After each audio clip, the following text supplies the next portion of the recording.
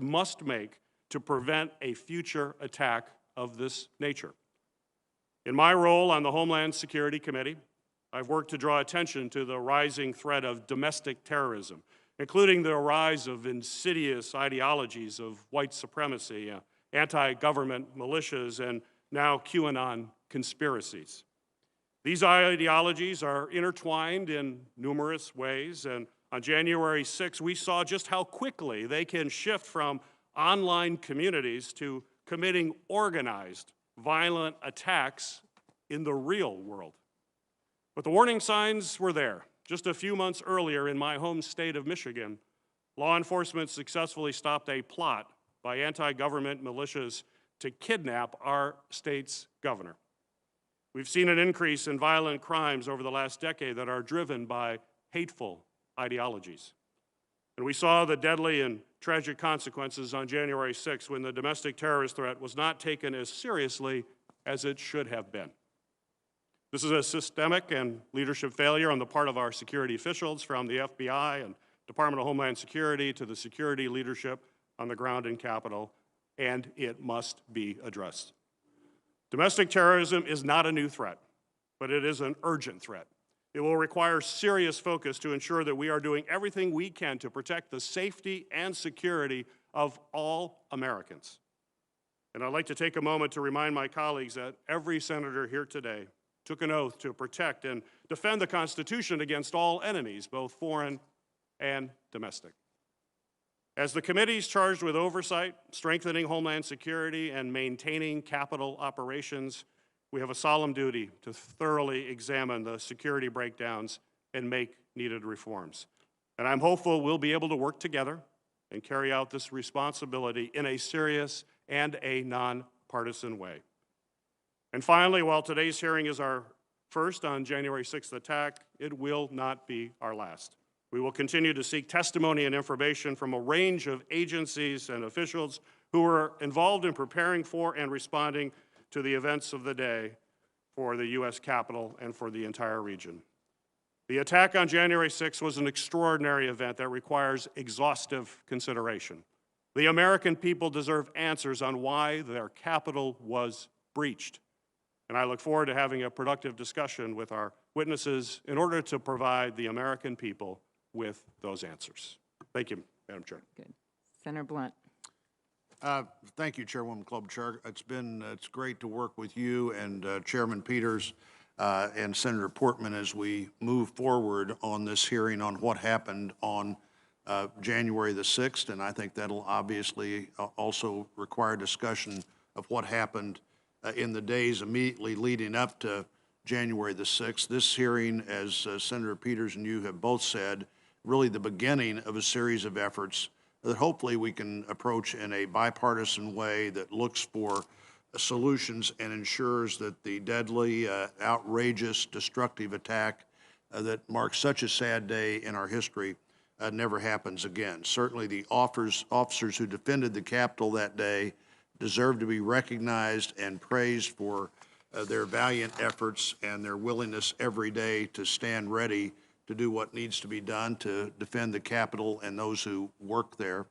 I'm certainly grateful to them. I'm particularly grateful in this instance to the Metropolitan Police Department and their really admirable response to be here quickly, to be here with significant numbers of people in the very short term, and within an hour to have an incredible impact on what was going on here at the Capitol in a positive way. The failures of the day, unfortunately, were of the most serious kind.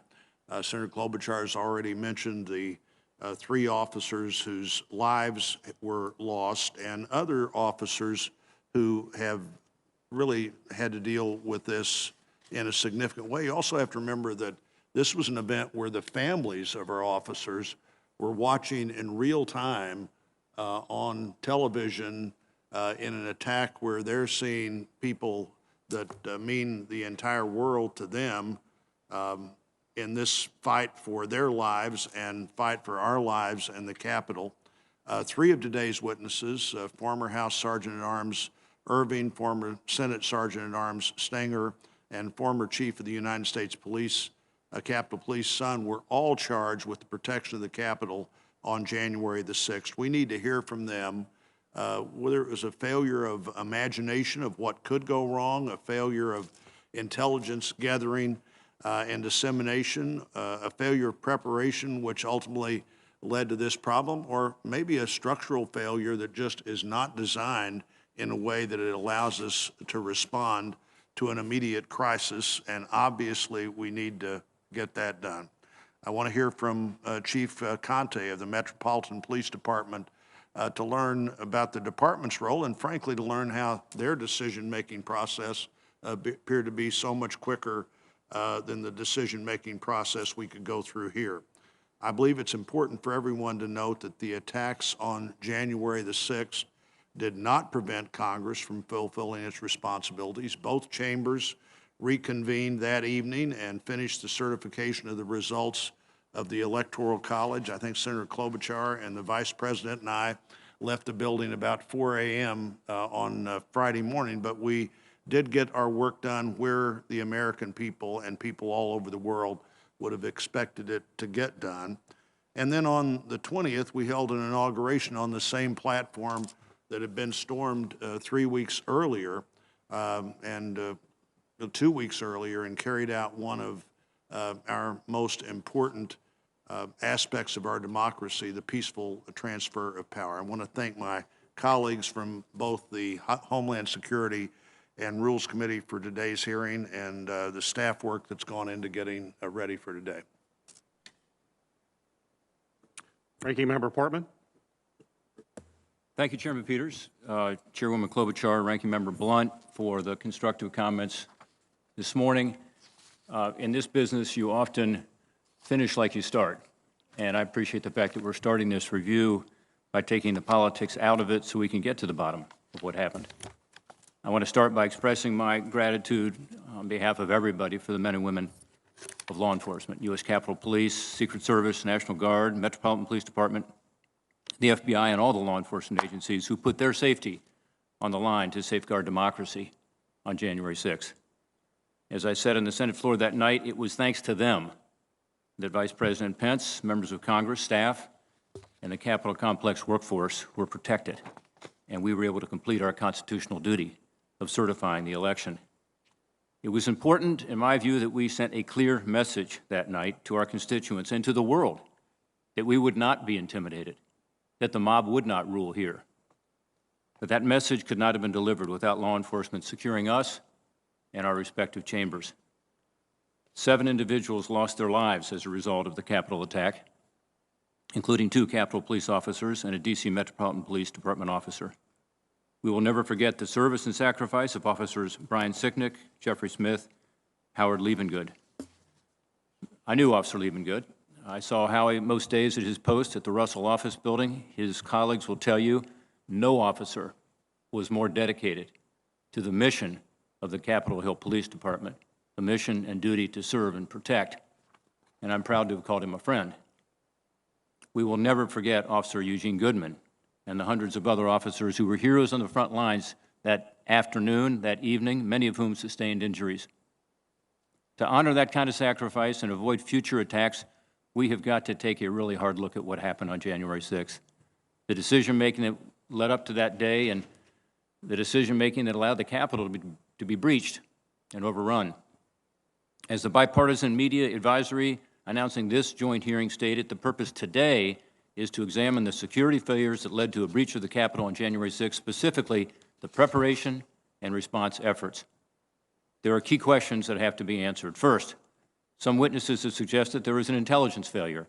We need to know, was there credible intelligence about potential violence? When was it known, and who knew it? Second, our witnesses have differing accounts about requests for National Guard assistance.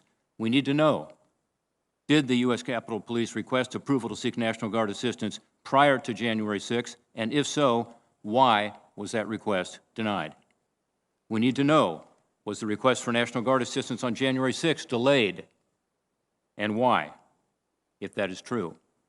And we need to know why it took so long for the National Guard to arrive after their support was requested. Third, the Capitol was overtaken in a matter of hours. We need to know whether Capitol police officers were properly trained and equipped to respond to an attack on the Capitol, and if not, why not? And we need to know why the Capitol complex itself was so vulnerable and insecure that it could be so easily overrun. My hope is that today we get clear answers to these questions from our witnesses.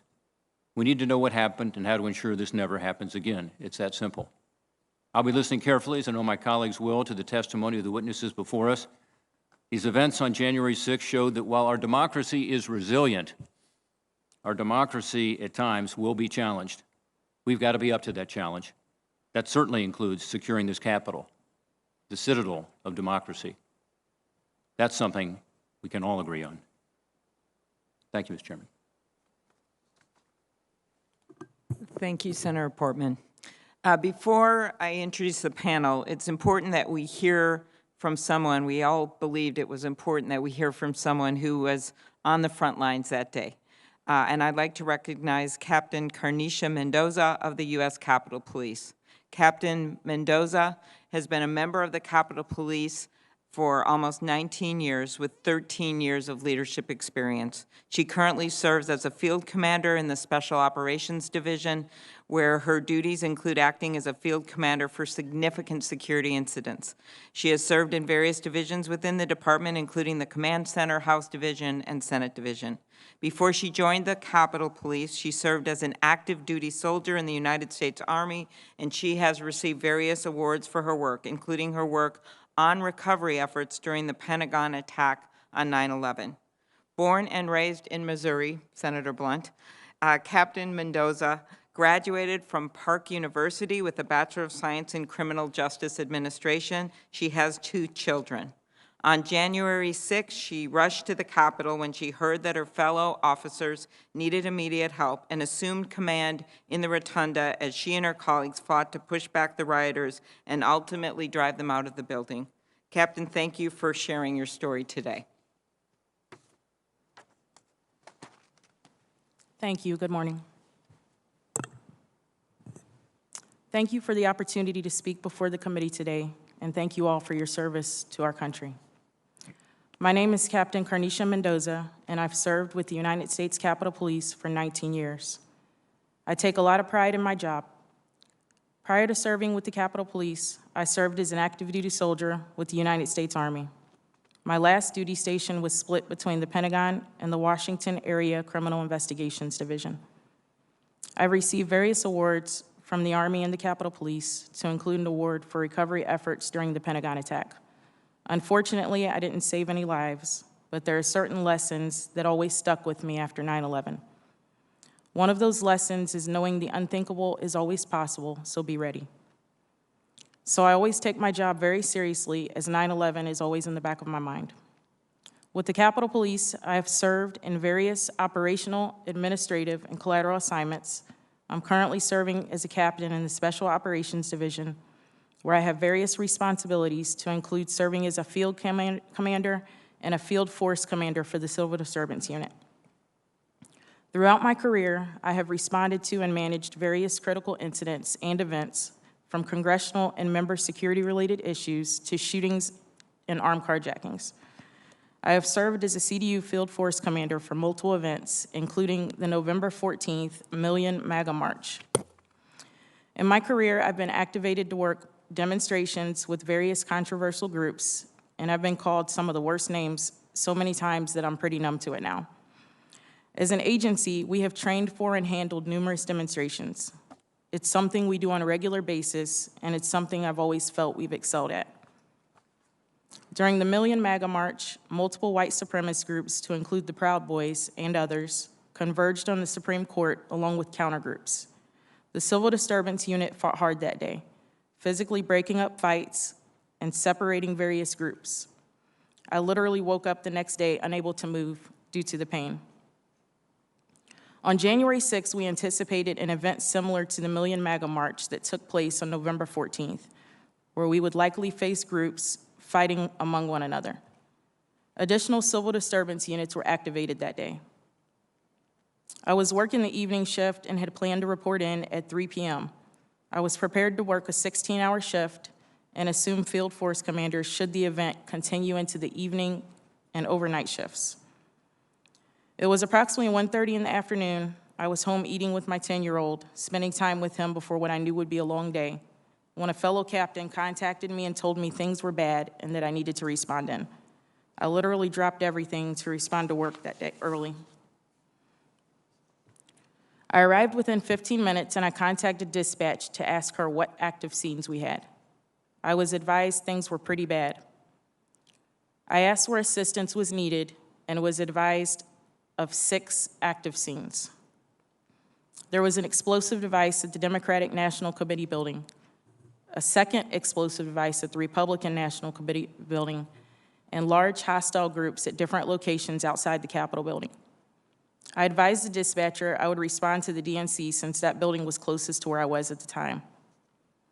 En route, I heard officers at the Capitol building calling for immediate assistance, so I proceeded past the DNC to the Capitol. As I arrived to the East Front Plaza of the Capitol, I heard an officer yell there was a breach at the rotunda door, and I heard various officers calling for assistance at multiple locations throughout the building. Many of the doors to the building were not accessible due to the size of the crowd. I was able to enter a lower-level door with the assistance of a Capitol Division officer. Once inside the memorial door, I immediately noticed a large crowd of possibly 200 rioters yelling in front of me. Since I was alone, I turned to go back so I could enter another door, but within the few seconds it took me to walk back to the door I entered, there were already countless rioters outside the building banging on the door. I had no choice but to proceed through the violent crowd in the building. I made my way through the crowd by yelling and pushing people out of my way until I saw Capitol Police civil disturbance units in riot gear in the hallway. They were holding the hallway to keep rioters from penetrating deeper into the building. I immediately jumped in line with them to assist with holding the crowd of rioters. At some point, my right arm got wedged between rioters and the railing along the wall. A CDU sergeant pulled my right arm free, and had he not, I'm certain it would have been broken. Shortly after that, an officer was pushed and fell to the floor. I assisted the officer to a safer location and got back in line. At some point, the crowd breached the line officers worked so hard to maintain. Civil disturbance units began to redeploy to keep rioters from accessing other areas of the building. I proceeded to the rotunda where I noticed a heavy smoke-like residue and smelled what I believed to be military-grade CS gas, a familiar smell. It was mixed with fire extinguisher spray deployed by rioters. The rioters continued to deploy CS into the rotunda. Officers received a lot of gas exposure, which is worse inside the building than outside because there's nowhere for it to go. I received chemical burns to my face that still have not healed to this day. I witnessed officers being knocked to the ground and hit with various objects that were thrown by rioters. I was unable to determine exactly what those objects were. I immediately assumed command in the rotunda and called for additional assets.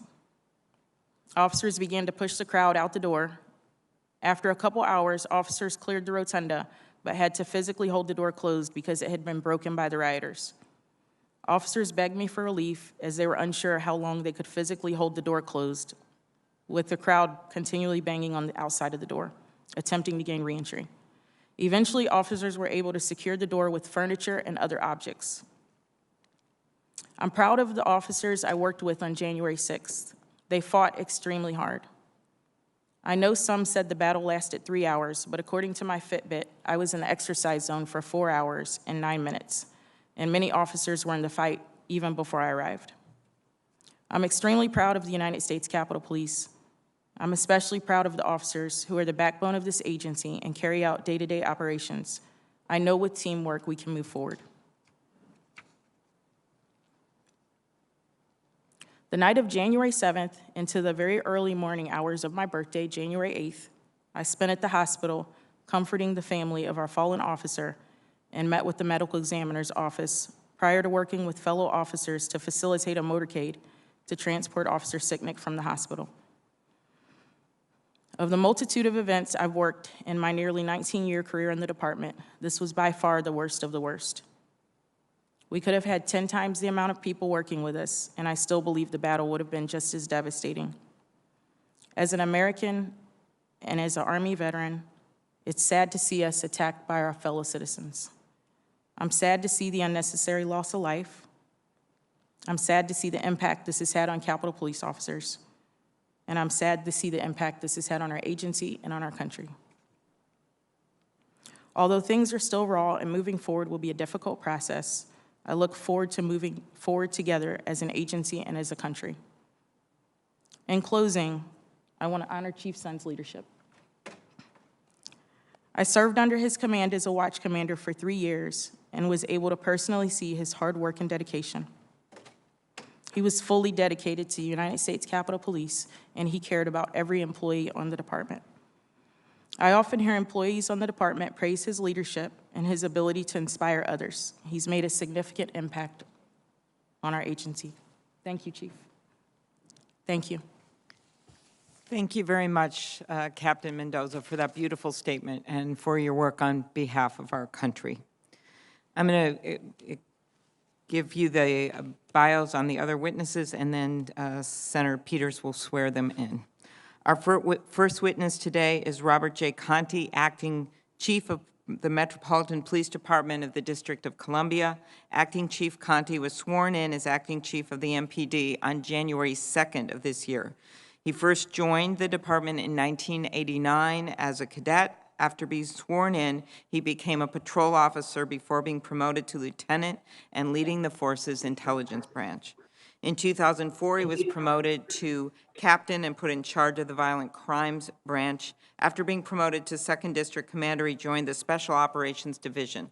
For the next decade, Acting Chief Conte served in multiple leadership roles with the MPD, including as Patrol Chief of Patrol Services South, where he oversaw several police districts. He was appointed as Assistant Chief of the Investigative Services Bureau in March of 2018. Acting Chief Conte is a graduate of DC schools and holds a bachelor's degree in professional studies from the George Washington University. Acting Chief Conte grew up in the Carver Terrace community in Northeast Washington, D.C. Our second witness today will be Mr. Stephen A. Sund. Mr. Sund served as Chief of the U.S. Capitol Police from June of 2019 to January 16th of this year. Mr. Sund joined the Capitol Police in 2017 as Assistant Chief and Chief of Operations. Prior to joining the USCP, he spent nearly 25 years with the Metropolitan Police Department, where he started out as a patrol officer in 1990. From 1999 to 2006, he served as MPD's Special Operations Division and helped plan several major events, including the 2001 and 2005 presidential inaugurations. After joining the MPD's Homeland Security Division, he rose through the ranks to become commander of the Special Operations Division in 2011. As commander of the Special Operations Division, he served as lead planner for both the 2009 and 2013 presidential inaugurations and many other national security special events. He received his Bachelor and Master of Science degrees from Johns Hopkins and his Master of Arts in Homeland Security from the Naval Postgraduate School. Our third witness will be Mr. Michael Stenger, former Senate Sergeant at Arms, who served in that capacity from April of 2018 through January 7th of this year.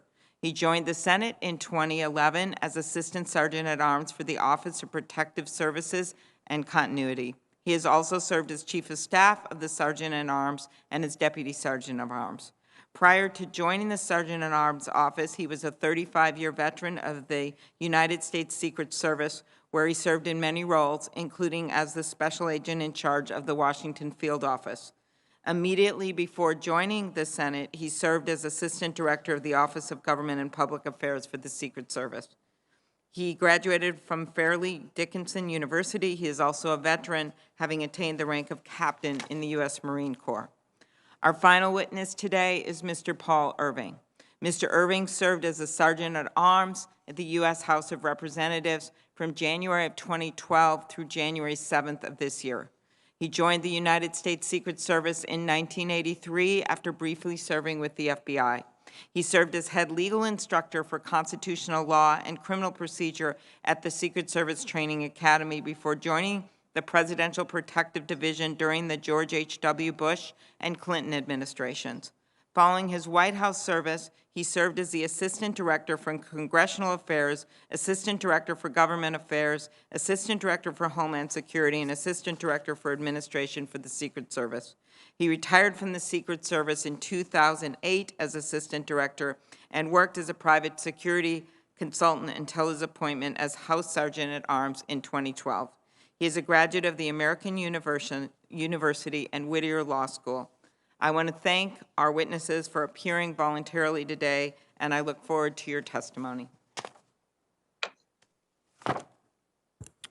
It is the practice of the Homeland Security and Governmental Affairs Committee to swear in witnesses. So if the witnesses would stand, including those joining us virtually, and raise your right hand. Do you swear that the testimony you will give before this committee shall be the truth, the whole truth, and nothing but the truth, so help you God? I do. Thank you. May all be seated.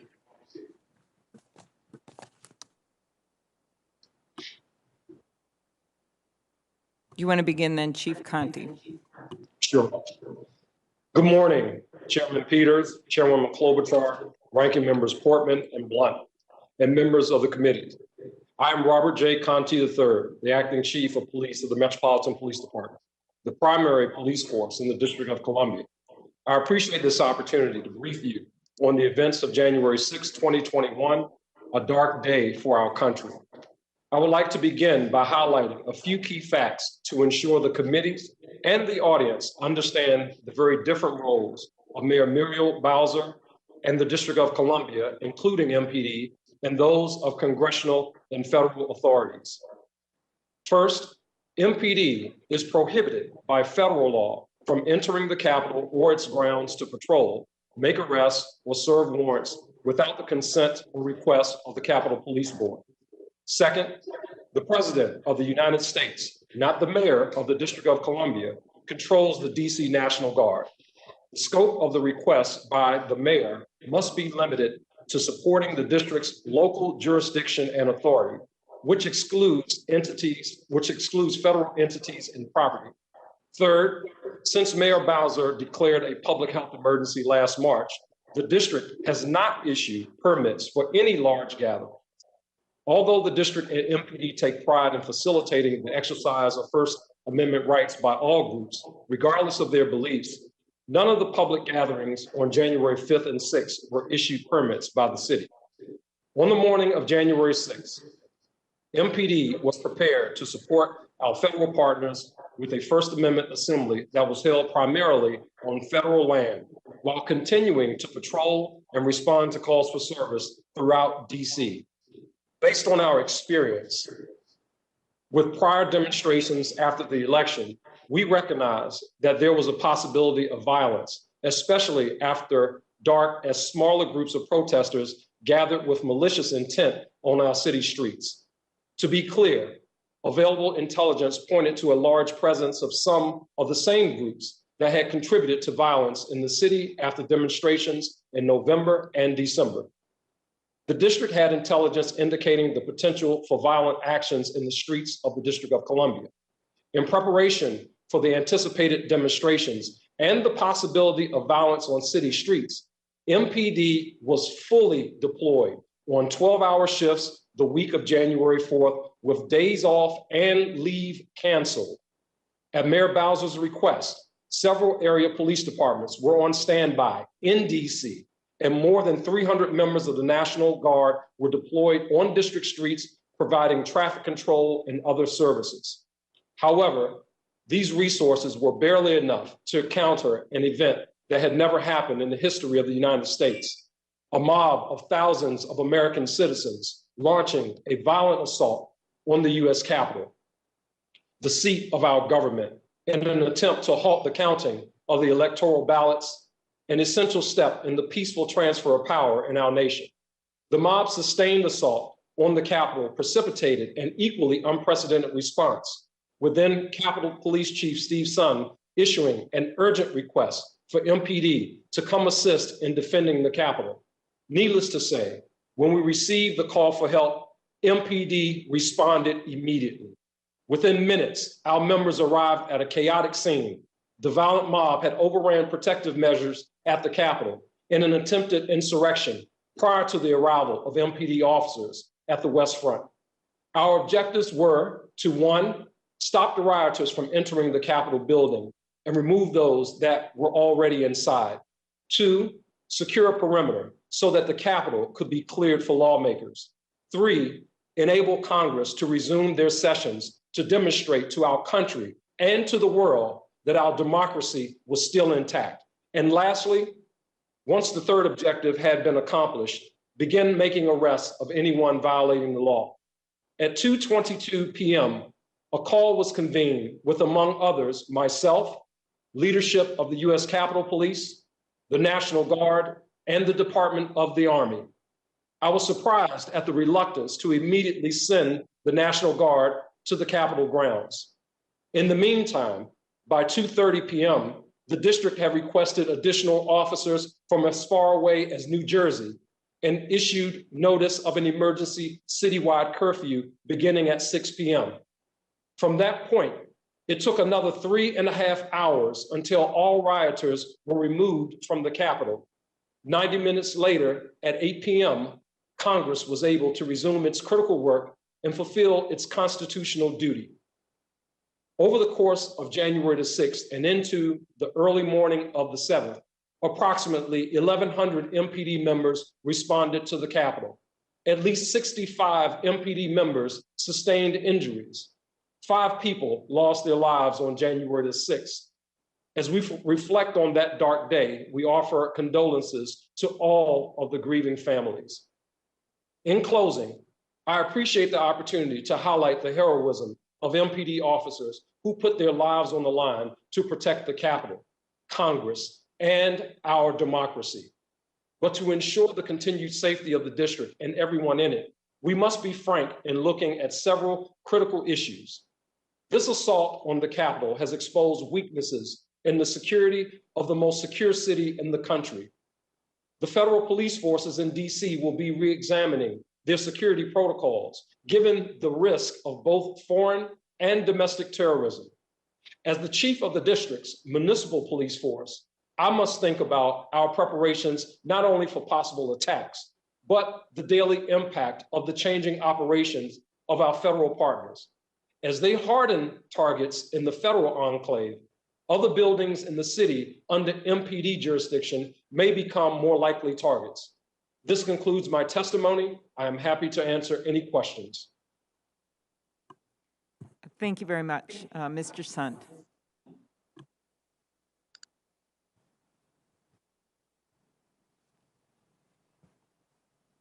Good morning, Chairwoman Klobuchar, Ranking Member Blunt, Chairman Peters, and Ranking Member Portman. Thank you for allowing me the opportunity to testify before your two committees regarding the attack on the United States Capitol that occurred January 6th. I have been in policing for almost 30 years. The events I witnessed on January 6th was the worst attack on law enforcement and our democracy that I have seen in my entire career. I witnessed insurgents beating police officers with fists, pipes, sticks, bats, metal barricades, and flagpoles. These criminals came prepared for war. They came with their own radio system to coordinate the attack and climbing gear and other equipment to defeat the Capitol's security features.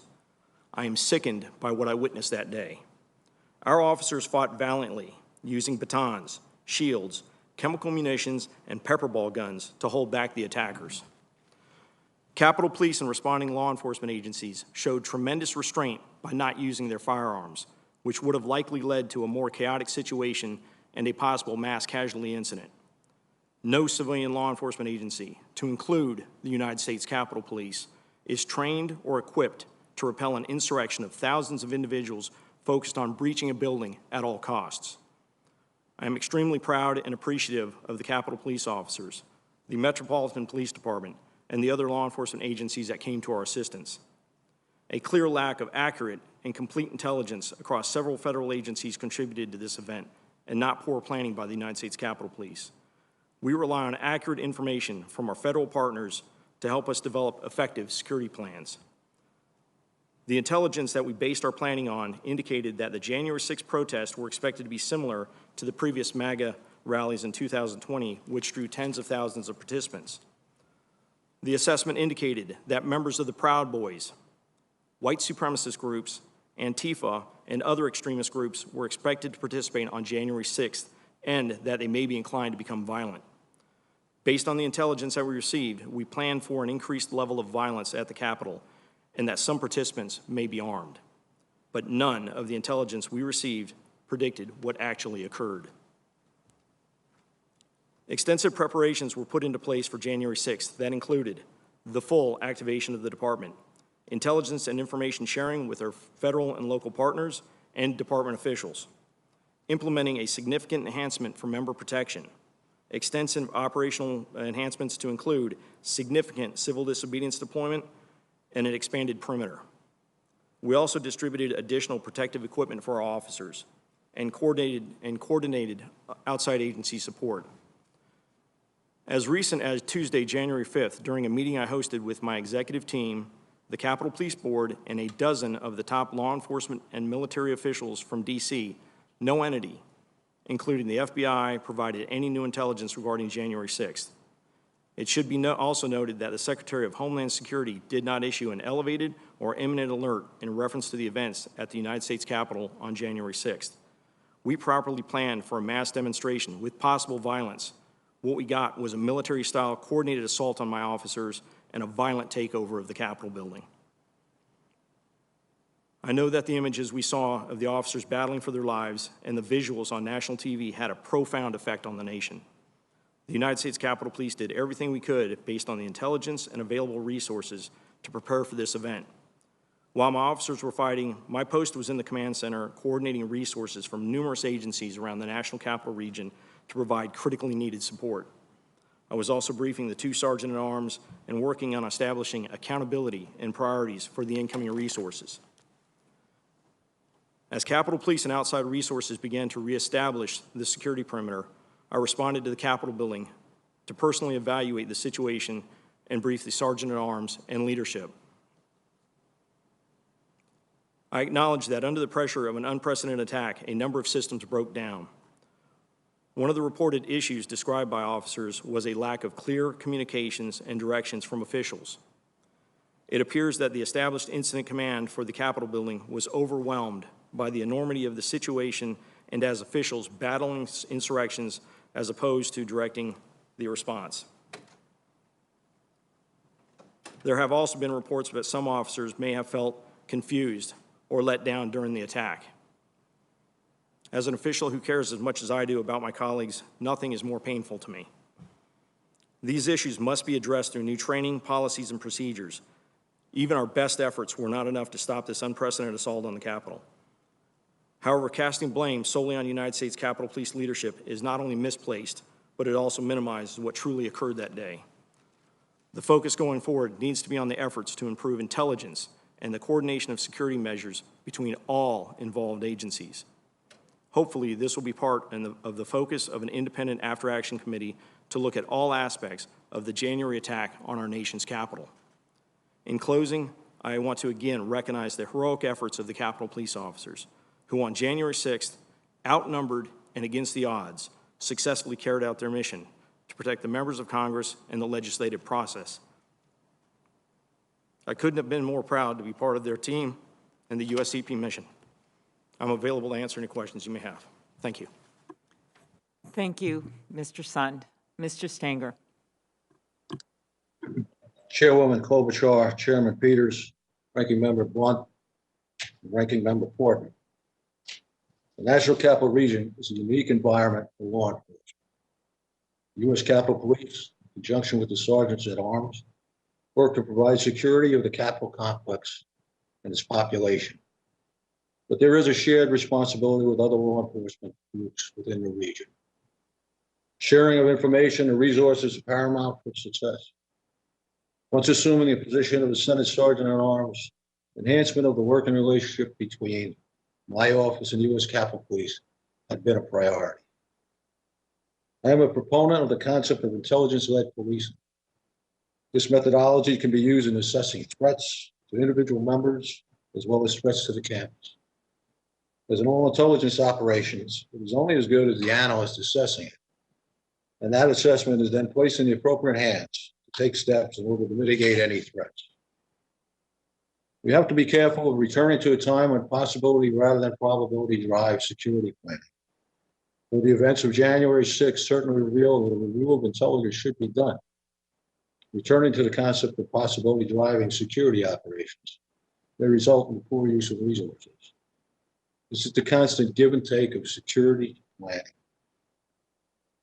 There is an opportunity to learn lessons from the events of January 6th. Investigations should be considered as to the funding and traveling what appears to be professional agitators. First Amendment rights should always be considered in conjunction with these investigations. Law enforcement coordination in the National Capital Region should be reviewed to determine what can be done in a more efficient and productive manner. Intelligence collection and dissemination, training, and concepts on the use of force must be consistent. This integration should be accomplished without regard to self-interest and cost. In conclusion, whenever you prepare for a major event, just always consider the possibility of some level of civil disobedience at these demonstrations and plan accordingly. Events of January 6th went beyond disobedience.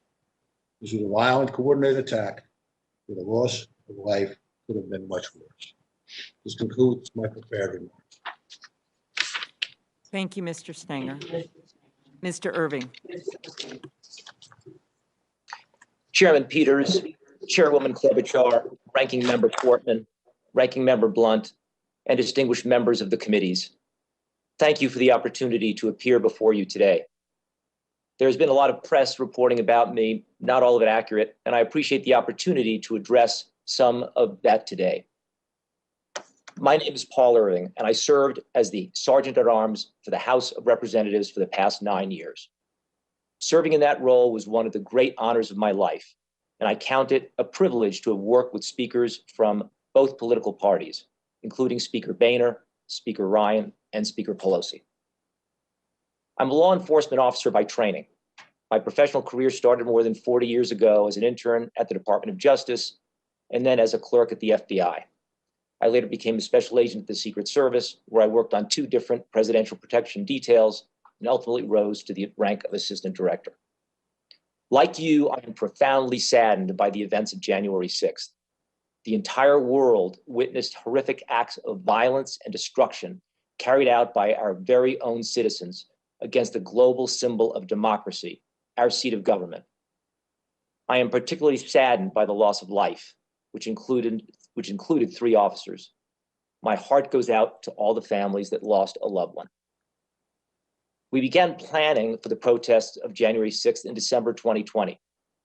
The planning relied on what we understood to be credible intelligence provided by various state and federal agencies, including a special event assessment issued by the Capitol Police on January 3rd. The January 3rd assessment forecast that the protests were, quote, expected to be similar to the previous million MAGA March rallies that had taken place in November and December 2020. Every Capitol Police daily intelligence report between January 4 and January 6th, including on January 6th, forecast the chance of civil disobedience or arrest during the protests as remote to improbable. I relied on that intelligence when overseeing the security plan put forth by Chief Sund. The Chief's plan took on an all-hands-on-deck approach whereby every available sworn Capitol Police employee with police powers was assigned to work on January 6th. That meant approximately 1,200 Capitol Police officers were on site, including civil disturbance units and other tactical teams. I also understood that 125 National Guard troops were on notice to be standing by for a quick response. The Metropolitan Police Department was also on 12-hour shifts with no officers on day off or leave, and they staged officers just north of the Capitol to provide immediate assistance if required. The plan was briefed to multiple law enforcement partners. Based on the intelligence, we all believed that the plan met the threat and that we were prepared. We now know that we had the wrong plan. As one of the senior security leaders responsible for the event, I am accountable for that. I accept that responsibility, and as you know, I have resigned my position. Much has been said about whether optics affected my judgment in a January 4 telephone call with Chief Sund and Senate Sergeant at Arms Stenger about a National Guard offer to incorporate 125 unarmed National Guard troops into the security plan. The Guard's purpose would have been to work traffic control near the Capitol. My use of the word optics has been mischaracterized in the media. Let me be clear. Optics, as portrayed in the media, played no role whatsoever in my decisions about security, and any suggestion to the contrary is false. Safety was always paramount when making security plans for January 6th. We did discuss whether the intelligence warranted having troops at the Capitol. That was the issue. And the collective judgment at that time was no, the intelligence did not warrant that. If the chief or any other security leader had expressed doubt about our readiness without the National Guard, I would not have hesitated to request them. Chief Sund, Senate Sergeant at Arms Stenger, and I were confident in the chief's plan, and I did whatever I could to ensure that Chief Sund had the support needed to prepare and execute that security plan. And on January 6th, when I was asked for authorization to request National Guard assistance, I approved it. There are important lessons to be learned from January 6th. I commend the committees for conducting this proactive review of the events leading up to and on January 6th. I want to help the staff and members make changes and improvements and to ensure the tragedies of January 6th never occur again. I look forward to answering your questions. Thank you very much. We'll now begin questioning. I want to start out just to clear up one thing by just asking all of our witnesses a yes/no question. Based on what we know now, including the recent Department of Justice indictments, do you agree that there is now clear evidence that supports the conclusion that the January 6th insurrection was planned and it was a coordinated attack on the U.S. Capitol? Just say, everyone agree? Yes. Okay. Would you agree that this attack involved white supremacists and extremist groups? Yes. Okay. Would you agree that this was a highly dangerous situation, which was horrific, but could have actually been worse without the courage of the officers that you commanded? Yes. Okay, Yes. thank you. Yes. Okay, so now let's look at what we knew leading up to it, or what you knew leading up to it, or what people that worked for you knew leading up to it. We knew leading up to it that on leading up to January 6th, President Trump sent nationwide tweets telling people to come to Washington on January 6th and saying, be there, will be wild.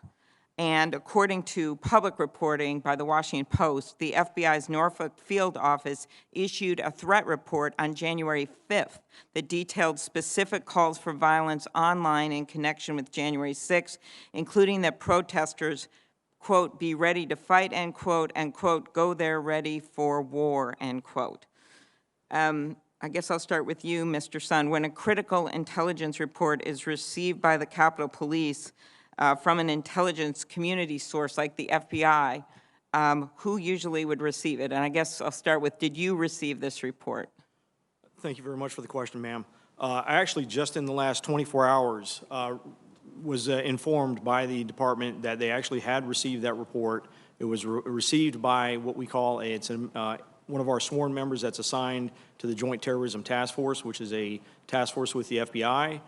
They received it the evening of the 5th, reviewed it, and then forwarded it over to an official at the intelligence division over at U.S. Capitol Police Headquarters. And so you hadn't seen it yourself? No, ma'am. It did not go any further than that. Okay, and then was it sent to the House and Senate Sergeant at Arms? I don't believe it went any farther than from the over to the sergeant at the intelligence division. Okay, and Mr. Irving, Mr. Stenger, did you get that report beforehand? Mr. Stenger, did you get the report? No. Okay, Mr. Irving. I did not. Okay. Okay, so I think that may have contributed part to the lack of information, but I'll leave that for the future. Now let's go back to another report. I know on January 3rd, Mr. Sund, you said in your written testimony that the Capitol Police published intelligence assessments of the event, including one on January 3rd. Do you mostly rely on your federal partners like the FBI to gather and analyze intelligence on potential threats to the Capitol and members of Congress? Yes, I think what's important to realize as a law enforcement agency, we're a consumer of intelligence and information that's provided by the intelligence community. The intelligence community is 18 federal agencies that collect information, do the analyzing of the raw data, raw intelligence, and then provide it to us. So we're reliant on that information to be complete and accurate. But in that report, we now know, according to your testimony, that tens of thousands of participants were likely to descend on Washington. Is that correct? Yes, ma'am. Okay. And the January 3rd memo, according to the Washington Post, made clear that supporters of President Trump see January 6th as the last opportunity to overturn the results of the presidential election, and that, quote, this sense of desperation and disappointment may lead to more of an incentive to become violent. Is that correct? Yes, it is, ma'am. The article also quoted the memo as stating that unlike previous post-election protests, the targets of the pro-Trump supporters are not necessarily the counter-protesters, but rather Congress itself is a target on the 6th. Is that right? That is correct. And did you have any indication that many of these protesters might arrive armed or that members of extremist groups might be there? We knew that members of extremist groups would be there, and there was social media calls for people to come armed, yes. You've also said that at a January 5th meeting with Capitol Police, the Sergeant-at-Arms and federal law enforcement, military officials, all present at the meeting indicated that there was no new intelligence report for January 6th. Is that right? That is correct, ma'am. But your testimony states that the Capitol Police took a number of steps after these assessments, like what you said was the largest number of civil disturbance unit platoons possible, increasing dignitary protection coverage, coordinating with the D.C. police, and ordering all hands-on-deck status for Capitol Police. Is that right? That is correct, ma'am. We took extensive efforts to prepare for the events based on the information, much of which you just reviewed, yes. Okay, good. So if the information was enough to get you to do that, why didn't we take some additional steps? Why didn't you and others involved to be better prepared to confront the violence? We expanded our perimeter. When we expanded the perimeter, again, we knew there was going to be some maybe limited violence, but we did. We expanded the perimeter. We took a number of steps to outfit our personnel with additional hard gear. We developed a plan for if we had protesters that may be armed. And that was one of the reasons, the expanded perimeter and the heightened risk, that I went to the Sergeant-at-Arms and requested the National Guard. But now you realize it wasn't enough, those security measures. Is that right? Well, that is, you know, hindsight being what it is. I mean, you look around the Capitol right now and you see the resources that are brought to bear based on the information we now know from January 6th. Okay. Mr. Sun, you stated in your written testimony that you first made a request for the Capitol Police Board to declare an emergency and authorize National Guard support on Monday, January 4th, and that request was not granted. That is correct, ma'am. Your testimony makes clear that the current structure of the Capitol Police Board resulted in delays in bringing in assistance from the National Guard. Would you agree with that? That's one of the things we want to look at. Yes, ma'am. Okay. Do you think that changes are needed to make clear that the Capitol Police Chief has the authority to call in the National Guard? I certainly do. I think in exigent circumstances, there needs to be a streamlined process for the Capitol Chief of Police, for the Capitol Police, to have authority. Okay. And Mr. Stenger, do you think that reforms are needed to the structure of the Capitol Police Board to make that clear? I think a review of the Capitol Police Board and their statutory authority is probably would be a good time to do this now. There's a lot of statutes out there in the Capitol Police Board that go back many, many years. Things have changed, and it's probably to make the board a little bit more nimble. It's probably not a bad time and an idea to take a look at what's there. It's probably an understatement with what happened, but thank you. Mr. Irving, your views? I would certainly agree with both Chief Sund and Michael Stenger. I think a review would certainly be warranted at this time of the Capitol Police Board. Mr. Sund, your written testimony states that you had no authority to request the assistance of the National Guard without an emergency declaration of the Capitol Police Board. Okay. On what rule, regulation, or authority did you base that view? I'd have to go back and look the specific rule, but it's a standing rule that we have. I cannot request the National Guard without a declaration of emergency from the Capitol Police Board. It's kind of interesting because it's very similar to the fact, I can't even give my men and women cold water on an excessively hot day without a declaration of emergency. It's just a process that's in place. And to be clear, apart from the Capitol Police Board, you also face delays in getting authorization to bring in the National Guard from the Department of Defense. Is that correct? We'll be hearing from them next week. Yes, ma'am, that is correct. Would you agree that there were serious issues at the Pentagon that contributed to the fact that Guard troops did not arrive at the Capitol until about 5:40 that day after most of the violence had subsided? I don't know what issues there were at the Pentagon, but I was certainly surprised at the delays I was hearing and I was seeing. Okay, very good. And my last question, just as of all of you, in addition to the reforms of the police board, which are very clear need to be made, any other suggestions that wouldn't involve classified information you have for us, Mr. Sund? As reference to some of the recommendations, I would look at, again, one of the big things that I think was a contributing factor to this was intelligence. I think as you meet with the intelligence community and law enforcement in the intelligence community, we have a very good relationship. I think the aperture just needs to be opened up a little bit farther. Like Chief Conte had mentioned, January 6th was a new day. It was a change of what threat we face, and I think getting them to open the aperture and looking a little bit harder.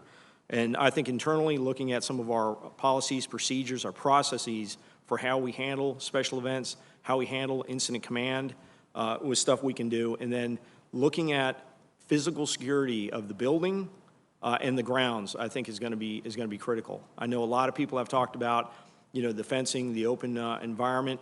I understand, and I know that goes way back, and members of Congress like the open environment.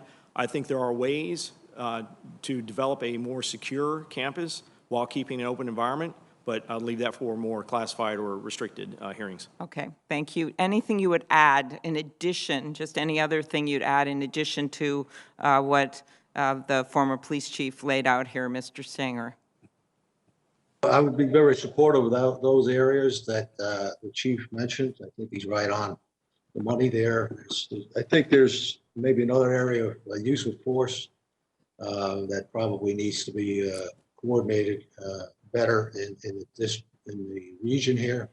But certainly intelligence needs to be taken a look at as to how it works. We have a lot of people that we've ramped up since 9/11. And I think maybe it's time to take a look at how efficient it is on the gathering of intelligence and the collection of intelligence. Okay. Thank you. I'm going to allow my colleagues to ask that same question of you, Mr. Irving, and you, Chief Conte, because I've gone over my time. Thank you. Thank you, Madam Chair. Mr. Sund, you've made or brought up the issue of intelligence throughout your testimony and the gaps that were there and how we need to strengthen the intelligence. But I was struck by the fact that you said the F.B.I. report, and my understanding is that report had some fairly specific information that was troubling. That you said that report did get sent to the Capitol Police, that it went to the folks in the Intelligence Department, but then you were not aware of it, which raises a really big question. It's something coming in like that right before an event that I think is significant. It does not get to operational commanders who are there to deal with it. How can that happen? How can you not get that vital intelligence on the eve of what's going to be in a major event? Well, thank you, sir. I know that's something that's going to be looked at. I think that information would have been helpful to be aware of. Again, looking at the information for the first time yesterday, it is strictly raw data. It's raw intelligence information that has come in, seen on a social media post. Lots of people post things on social media that need to be, corroborated and confirmed. So it's coming in as raw data. So please keep that in mind. But I agree that's something we need to look at. What's the process and how do we streamline that information getting to where it needs to go? Well, I understand it's raw data, but it's the eve of the event. You're not going to have time to do the kind of analysis that you would normally like to do. That is information that has to get to you. So that's clearly a major problem. And My question is also related to the report that was put out by Capitol Police, by your intelligence folks on January 3rd.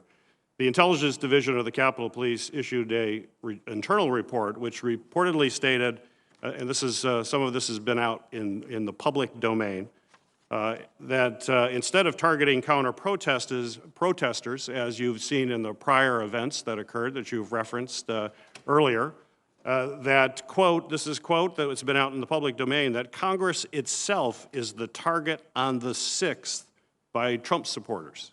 Congress was the target. The report also mentioned that members of the Proud Boys, white supremacist groups, other extremist groups would be in attendance and, quote, again out in public sources, may be inclined to become violent.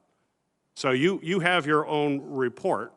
Did you see that report that was put out on the 3rd? Yes, I did. So how is not that a warning of some extraordinary measures? Now, I understand you increased and you had folks there and you increased your presence, but how is that not a real big warning flag? And if it was, what exactly did you do when you read that report? So that was one of the reports that contributed to the fact that we expanded our perimeter.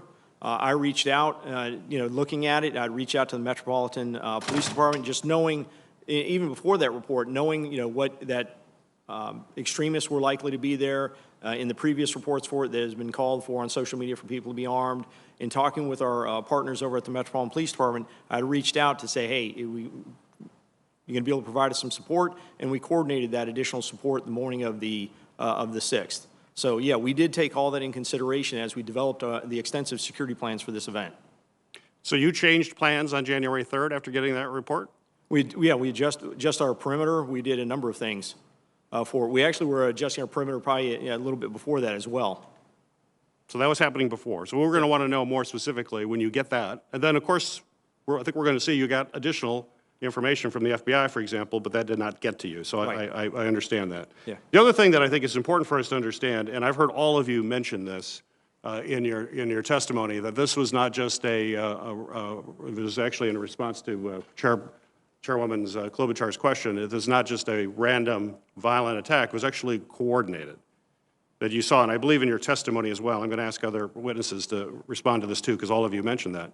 How do you define coordinated? What did we actually see from these folks that leads you to believe that it was coordinated? And I think in your testimony now you just mentioned military-style coordination. So that would mean command and control. It would mean understanding the layout of the Capitol. It may mean knowing the internal operations of defense perimeters, of folks that are engaged. Talk to me, what did you see that leads you to believe that this was a coordinated attack? And I would like our other witnesses to engage in that as well.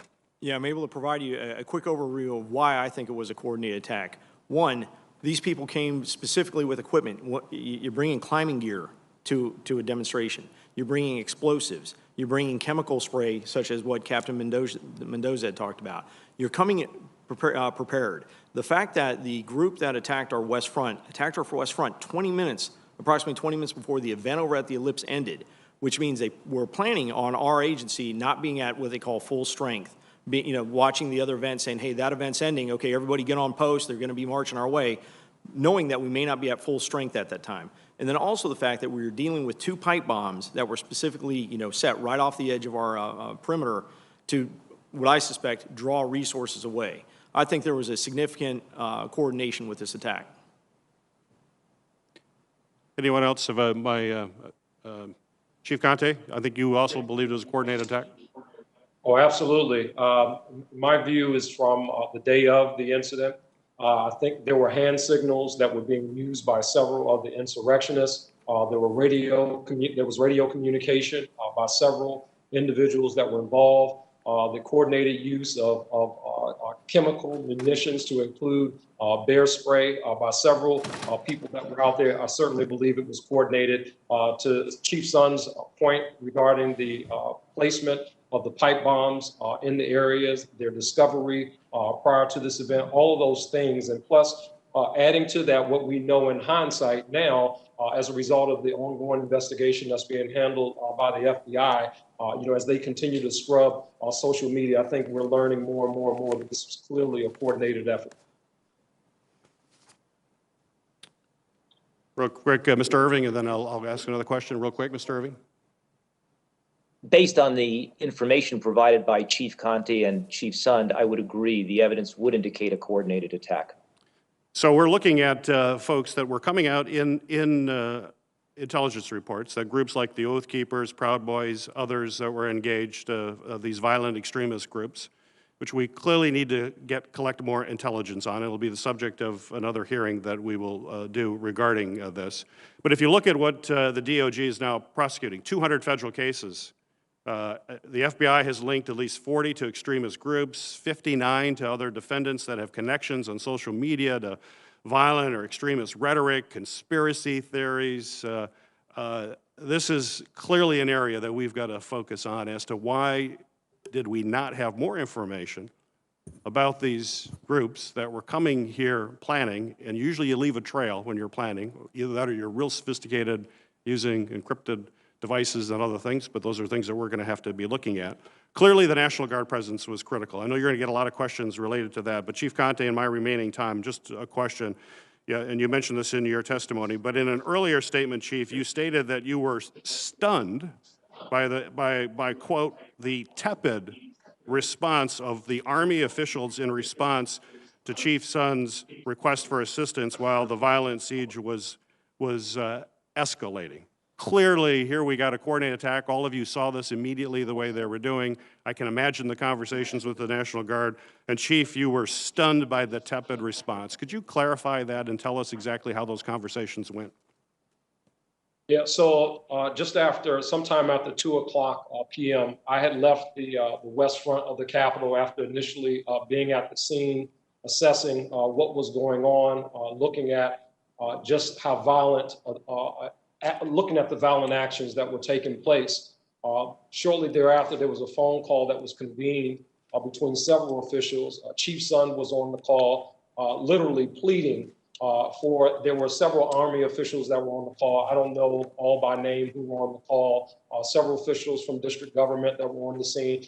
Chief Sund was pleading for the deployment of the National Guard. And in response to that, there was not an immediate yes. The National Guard is responding. Yes, the National Guard is on the way. Yes, the National Guard are being restaged from traffic posts to respond. The response was more asking about the plan, what was the plan for the National Guard? The response was more focused on, in addition to the plan, the optics, how this looks with boots on the ground on the Capitol.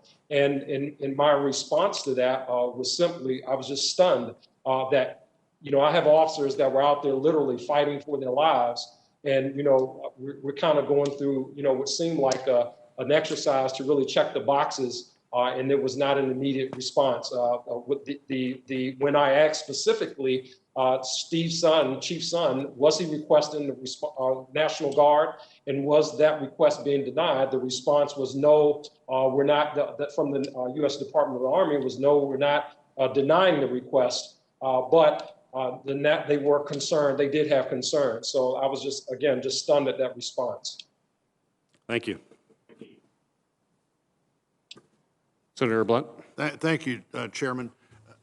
Chief Sund, if I have your testimony correct this morning, I think what I'm hearing you say is based on the intelligence you saw on January the 3rd, after that on January the 4th, you decided this was going to be a different kind of protest than you'd seen in November and December, and that's when you asked for an expanded perimeter and National Guard assistance. Is that correct? So the information we received, yes, it was very similar to the previous assessments. It was just a little bit more detailed. We had been analyzing kind of how we responded to the previous MAGA marches and decided to expand the perimeter. Really, when you expand a perimeter as large as we expanded it, it creates a large area you have to defend. And that was the primary reason, knowing that these protesters were coming here. We were the focus of the protest and the expanded perimeter, and we knew this was going to be a long day. So did you know from the time you expanded the perimeter that you were going to have more help on all likelihood to defend that perimeter than your force would be able to provide? We knew the additional support would be, we could utilize the additional support, yes.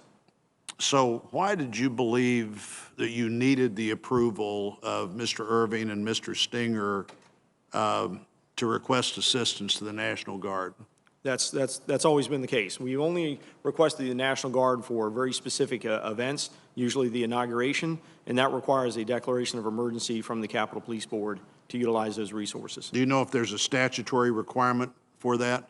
I could look into that and get that to you as a follow-up if you'd like. I don't know that there is, but I do know that if you get the approval to expand the perimeter and you don't have the assistance to do that, that's obviously a problem. Why didn't you contact the third member of the police board, the architect of the Capitol, Mr. Blanton? Thank you for that question, sir. My conduit to the Capitol Police Board was usually through the House and Senate Sergeant Arms. They were the ones usually having the communications with the department, especially law enforcement related issues. They're both law enforcement, and also the fact that Mr. Stenger at the time is the Capitol Police Board chairperson. But usually outside the monthly Capitol Police Board meeting that we'd have, unless it was a issue specific to the architect regarding building structure, something like that, my conduit was regularly the House and Senate Sergeant Arms. Why do you think the architect of the Capitol's on the police board? As one of the voting members and providing oversight. But apparently not enough oversight that you thought you needed to involve him in the conversation. Like I said, my usual conduit was going through the House and Senate Sergeant Arms. That's already 2 people I got to go to. Going to 3. In the future, I guess if that's something that's going to be, that we'll implement, then I will implement it. But I was just following my usual course of action. So, Mr. Irving and Mr. Stenger both, let's start with Mr. Irving. Why was the request for National Guard assistance not approved at the same time you approved the expansion of the perimeter? Mr. Irving? I think you're muted, Mr. Irving. Now you're definitely muted. Okay, now you should be fine. Go ahead. Am I okay now? You're okay Yes. now.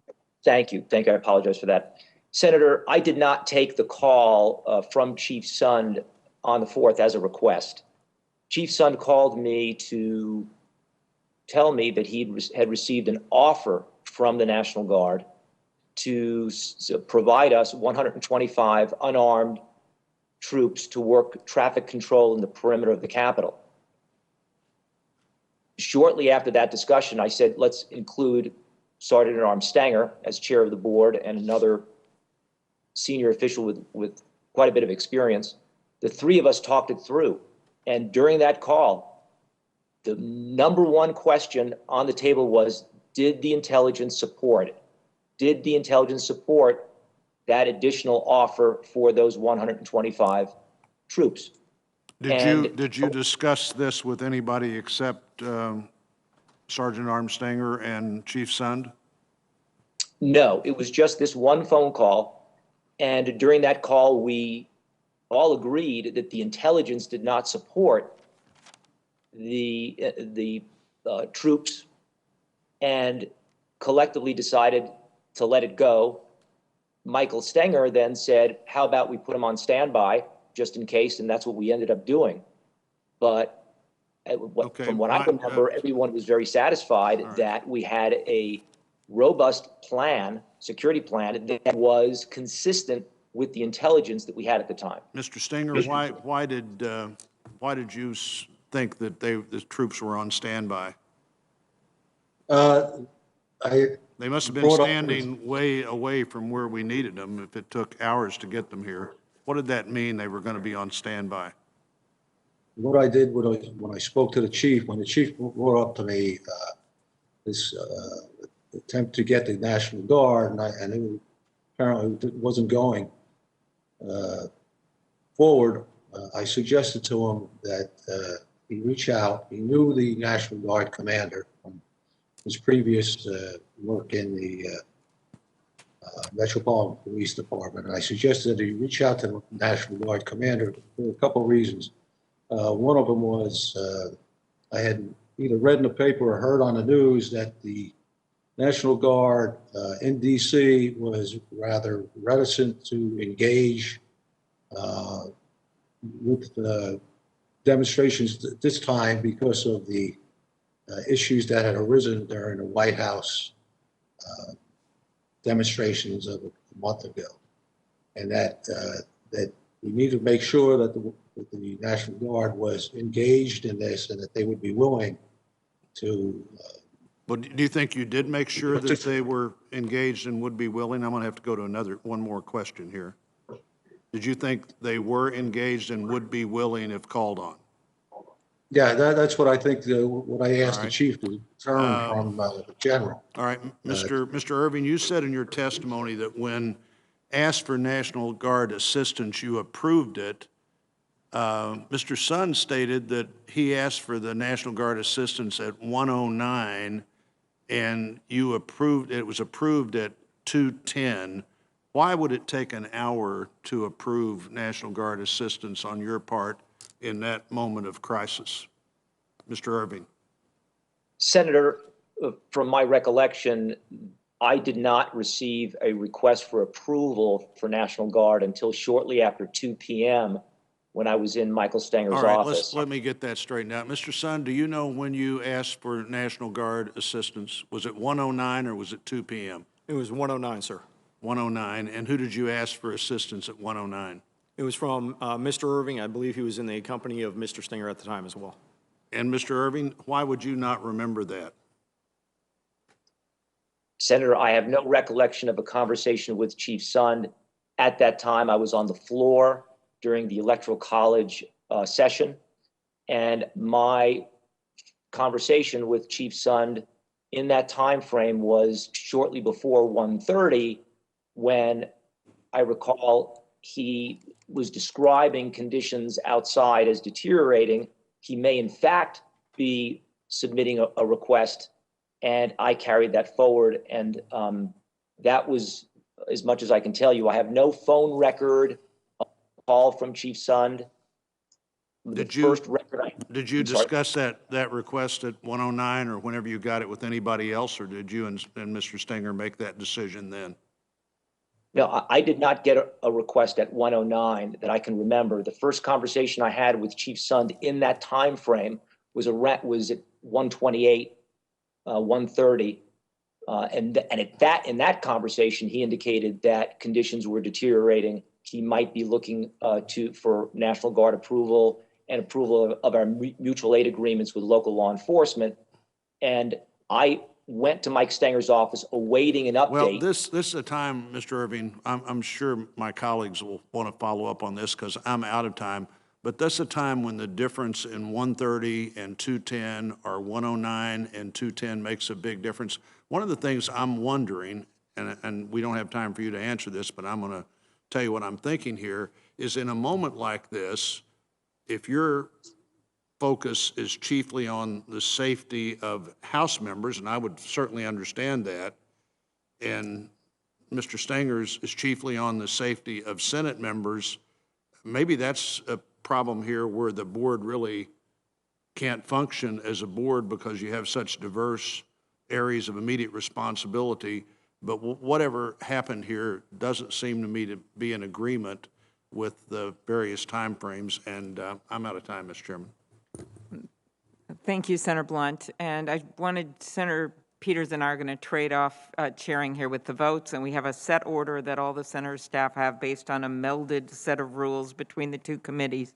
And I'd like to submit for the record a written statement from the United States Capitol Police Labor Committee dated February 23rd, 2021. Thank you.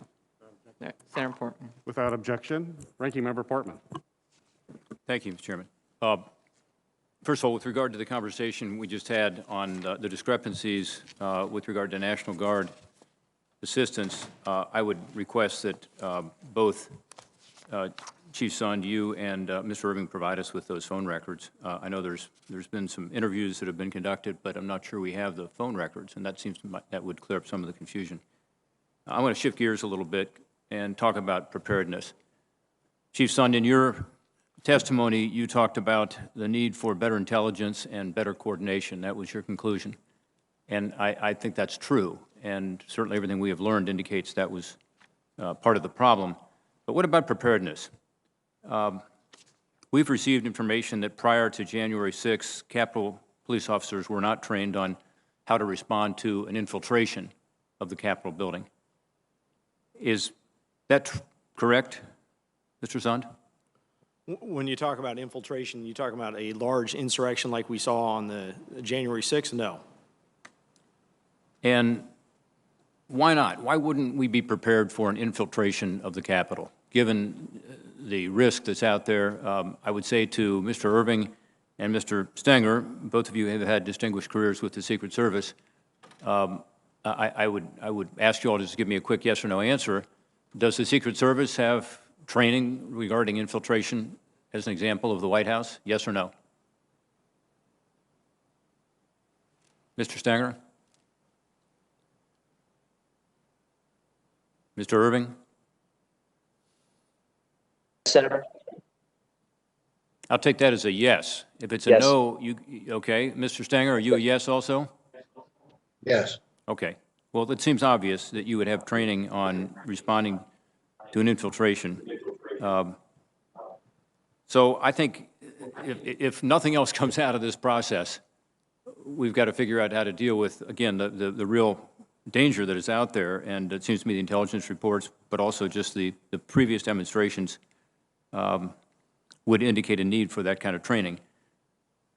Let me ask you about something else, if I could, Mr. Sun, and that has to do with the U.S. Capitol Police officers that I saw on video and the world saw fighting against this attack in street uniforms or soft uniforms. Many of them did not have riot gear. I'm told, by contrast, D.C. Metropolitan Police Department provides all of its officers with such gear, including helmets, shields, gloves, gas masks. Having seen those incredibly disturbing videos and photographs of your brave officers attempting to hold the line to defend the Capitol without that kind of riot gear, are all Capitol Police officers outfitted with riot gear? No, they are not, sir. They're not. And why are they not? So if you look at the way we outfit our officers, and it'll probably be very similar to, I think you'll find even with Metropolitan, I've been with Metropolitan for a number of years, they'll have a certain number of officers, CDU platoons as they call. It's not the entire force that's outfitted to the level 1 CDU with the big protective gear, the helmets, things like that. So we outfit a number of we have 7 CDU platoons that we can activate. 4 of those platoons, it's 40 people in a platoon, are activated to what we call the level 1, the full CDU gear and equipment. It requires extensive cost, extensive training to keep and maintain that level. For us, a number of our officers are posted in interior posts, screening posts, things like that, where that gear wouldn't do them any wouldn't provide them any support. So we have determined up till January 6th that number of CDU platoons had sufficed for all the demonstrations that we had been dealing with on Capitol grounds. Mr. Sund, I would just say, obviously those officers who you say had interior posts needed it that day. So it's not accurate to say that they didn't need it. But I know that you activated 7 of these civil disturbance unit platoons, and that only 4 of them had riot gear. I don't know why you would have a civil disturbance unit platoon that didn't have riot gear, but you've just testified that that's true, that only 4 of them had it. Is that correct? That is correct. And just one additional point, since I've been chief, I've actually pushed for every member in the department to have riot helmets. I had ordered those back in September. We had been looking at delays because of COVID from the manufacturer getting them delivered, and they actually just started being delivered January 4th and distributed to our officers just days before this, with limited numbers being given to the officers prior to this event. Yeah, too late for many of those officers. Chief Conte, the comment was made that Metropolitan Police does not all have riot gear. Is that true? I thought that the Metropolitan Police Department officers did have access to riot gear. Could you comment on that? Yeah, so we have 7 platoons that have the hardened gear, but all of our officers have ballistic helmets. All of our officers have batons. All of our officers are deployed with gloves as well, and gas masks. So our entire department are deployed with that level. But when you're talking about the harden all of the other extras, we have 7 platoons that have the additional. That's a different layer of protection. But every officer has a helmet. Every officer has the protective gloves. Every officer has the baton. Is that correct? And gas mask, that is correct. And gas mask. Yeah. It appeared to the Metropolitan Police Department, I'm told, that the Capitol Hill police officers did not have the training in civil disturbance tactics that they had. That's what I was told by some of the interviews that we've had. Chief Conte, is that correct? Yes, I've heard the same thing with respect to the training of the U.S. Capitol Police officers. Are all of your Metropolitan Police officers trained in civil disturbance tactics? We have platoons that are trained for every for every patrol district and special operations division. Some officers do not have the civil disturbance training. Those officers generally they work traffic duties or they work assignments back in patrol. Chief Sund, If I could add, they get it coming up. If I could add too, one other Yes. thing, all of our officers who leave the training academy, they get the basic civil disturbance unit training. So all of our officers do get the basic training, but we might have some members, for example, who've been on for 30 years and they haven't been CDU trained and they may work, back at a patrol district, but all of our members coming out the academy, they receive the civil disturbance unit training. Mr. Sund, is that true with Capitol Hill police officers also? Are they all trained in civil disturbance tactics as they go through their training? That was a process being implemented. I could check and let you know if that's been fully implemented for new recruits coming out of the academy. That was one of the initiatives I was working on.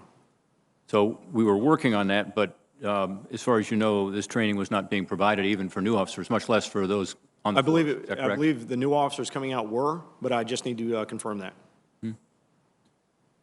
Yeah, I think the bottom line here is that, unfortunately, our officers were not given the proper training with regard to infiltration of the building or the complex, with regard to dealing with civil disturbance, and they didn't have the equipment necessary to push back and, most importantly, to protect themselves.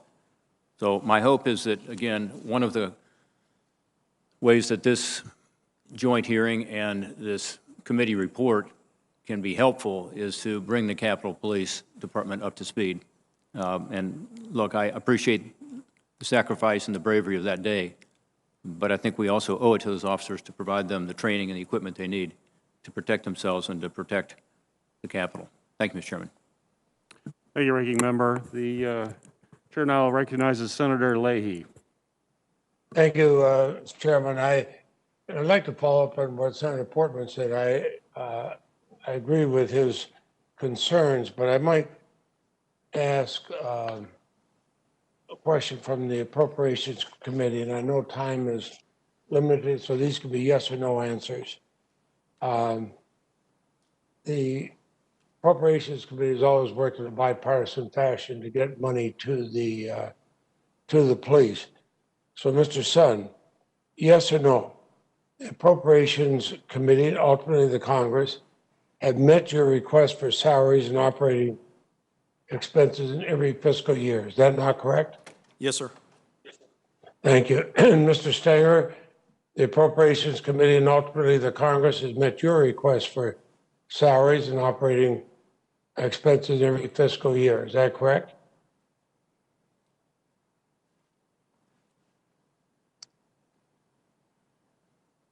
I don't hear an answer. So I ask Mr. Irving. Mr. Irving, the Appropriations Committee and ultimately the Congress has met your request for salaries and operating expenses in every fiscal year. Is that correct?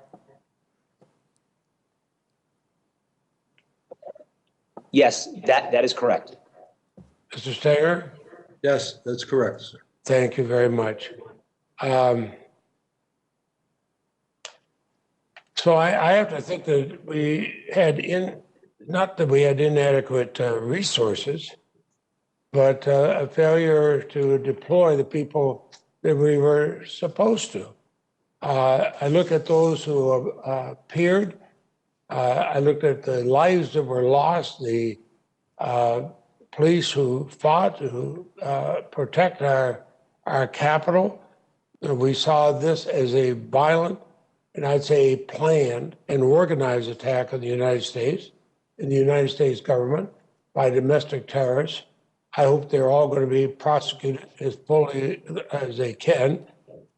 But those, when we see people encouraging them, including from the former president of the United States, who urged his followers to fight and to show strength, I really wonder why we didn't take this seriously enough to be prepared for them. The hours it took to bring in the National Guard and everything else. So I read, Mr. Sutton, I read your detailed letter to Speaker Pelosi, but you said there wasn't enough intelligence shared, but in your same letter, you stated that the intelligence assessment, I'm quoting here, indicated that members of the Proud Boys, white supremacist groups, Antifa, and other extremist groups were expected to participate in January 6th event, and they may be inclined to become violent. How much more intelligence do we need than that? Yes, sir, that is correct. That is what the intelligence assessment said. It was very similar to the intelligence assessments that we had for the November and December MAGA marches. The intelligence assessments that we had developed for the January 6th event, all the way up until January 6th, we're all saying very much the same thing, and that's what we had planned for. We had planned for the possibility of violence, the possibility of some people being armed, not the possibility of a coordinated military-style attack involving thousands against the Capitol. Violence and armed strike me as a pretty strong thing.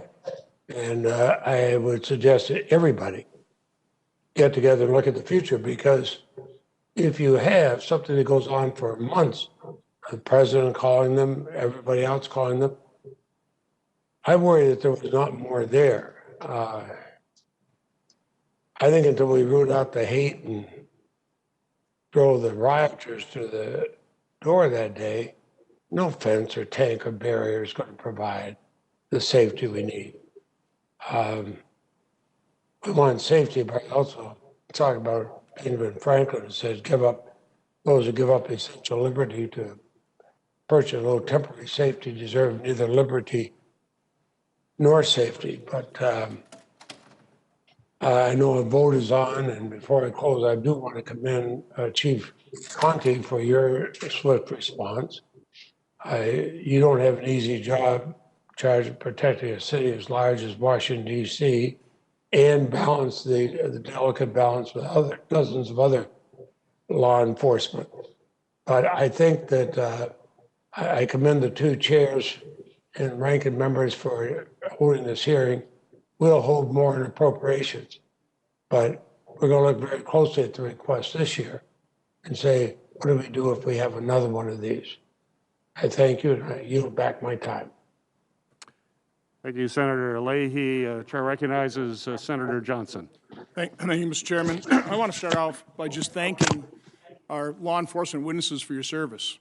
I know there's 2020 is hindsight. It's pretty easy to Monday morning quarterback, and I want to make sure that we guard against doing so. Certainly what I've seen from testimony, it seems like there's a fair amount of thought, a fair amount of due diligence that went into this. So again, I appreciate your service. I also want to say I find the videos, as you said, Chief Sund, sickening, the violence reprehensible, the racial slurs repugnant, and I want to make sure the perpetrators, the people that engaged in the violence, are prosecuted to the full extent of the law. I've got a long list of questions, which this format really doesn't lend itself to asking, so what I will be doing is preparing a letter for the committee chair and hoping that they will ask those questions and investigate these issues that I'll be listing. But what I want to do is, in terms of asking some questions, I want to start out by reading excerpts from what I thought was a very interesting eyewitness account by J. Michael Waller. He is a senior analyst for a strategy at the Center of Security Policy. His areas of concentration include political and psychological warfare and subversion. He's a former professor and instructor at the Institute of World Politics at the Naval Postgraduate School. He's a current lecturer at the John F. Kennedy School Special Warfare Center at Fort Bragg. He wrote this piece titled, "I Saw Provocateurs at the Capitol riot on January 6th. And he basically arrived on scene about 11:30 from Union Station, and I'll just start reading. At about 11:30, I walked from near Union Station and noticed a small number of Capitol Police dressed in full riot gear with shin guards and shoulder guards. Then I walked up Pennsylvania Avenue toward an empty Freedom Park. He noticed that the speech had broken up, and so a crowd was walking down Constitution Avenue. He joined them at 13th Street. But he said the mood of the crowd was positive and festive. Of the thousands of people I passed or who passed me along Constitution Avenue, some were indignant and contemptuous of Congress, but not one appeared angry or incited to riot. Many of the marchers were families with small children. Many were elderly, overweight, or just plain tired or frail, traits not typically attributed to the riot-prone. Many wore pro-police shirts or carried pro-police black and blue flags. Although the crowd represented a broad cross-section of Americans, mostly working class by their appearance and manner of speech, some people stood out. A very few didn't share the jovial, friendly, earnest demeanor of the great majority. Some obviously didn't fit in, and he describes 4 different types of people: plainclothes militants, agents provocateurs, fake Trump protesters, and then disciplined, uniformed column of attackers. I think these are the people that probably planned this. He goes on, the D.C. Metropolitan Police were their usual professionally detached selves, standing on curbs or at street crossings and exchanging an occasional greeting from marchers. When we crossed 1st Street Northwest to enter the Capitol grounds where the Capitol Police had jurisdiction, I noticed no police at all. Several marchers expressed surprise. The openness seemed like a courtesy gesture from Congress, which controls security. That appearance of low threat level made no sense. Yet no Capitol Police appeared anywhere from what we could see. Now, again, I'm taking these excerpts in order, but there's a lot more to this piece. What looked like tens or even hundreds of thousands of people surged down the avenues as far as one can see, but almost everyone seemed talkative and happy. No police could be seen on the platform for now. No police could be seen anywhere. People kept surging in from Constitutional Avenue, and the plaza quickly filled up and overflowed onto the lawn. Everyone squeezed closer and closer together, with most in high spirits. Some trouble began up in the front, near the base of the inaugural platform itself, but we could not see what was happening. Then something happened at the front of the crowd. It seemed like a scuffle, but from 40 feet back, I couldn't see. People started chanting USA, USA, and other slogans. For a few seconds, I saw what looked like police in a tussle with some of the marchers up front, what appeared to be an organized group in civilian clothes. This organized group are the cell I would call the plainclothes militants. They fit right in with MAGA people. Suddenly, energy surged from the front of the crowd as the anti-riot police, above on the inaugural platform, visibly tensed up. One fired a tear gas canister, not at the plainclothes militants at the front line, but into the crowd itself. Then another. Flash grenades went off in the middle of the crowd. The tear gas changed the crowd's demeanor. There was an air of disbelief as people realized that the police whom they supported were firing on them. "What are you doing? We support you," someone yelled. All of a sudden, pro-police people felt the police were attacking them, and they didn't know why. More tear gas. A canister struck a girl in the face, drawing blood. The pro-police crowd went from disbelief and confusion to anger. I'll stop there. The last 5 pages is titled, "Provocateurs Turn Unsuspecting Marchers into an Invading Mob." So I'd really recommend everybody in the committee read this account, and I ask that it be entered into the record. But Chief Sund, I want to ask you, is one of the House managers made a big deal that this was predictable, this was foreseeable, which I don't believe. Do you believe that what happened, the breach of the Capitol, did you believe that's foreseeable and predictable? No, I don't, nor do, if you look at some of our other partner agencies, I think Acting Chief Conte actually made the statement that a breach of the Capitol was not something anybody anticipated, nor do I think some of our federal partners expected it. I don't think Secret Service would have brought up the Vice President if they expected it. Is part of that because of what you'd experienced in the past, what this Mr. Waller experiences? The vast majority of Trump supporters are pro-law enforcement, and the last thing they would do is violate the law? I will say that information I've received from some of my officers where they were trying to prevent people from coming into the building, and people were showing up saying, "Hey, we're police, let us through," and still wanting to violate the law to get inside the building. So, you know. Again, I've got a long, long list. I just want to close with the 2 former Sergeant of Arms. I knew these committees were going to start an investigation. I waited a couple weeks. I didn't see any letter go out, oversight letter, so I wrote my own on the 21st. And I just have a question for both the former Sergeant of Arms. Did you get my letter, my oversight letter with my questions?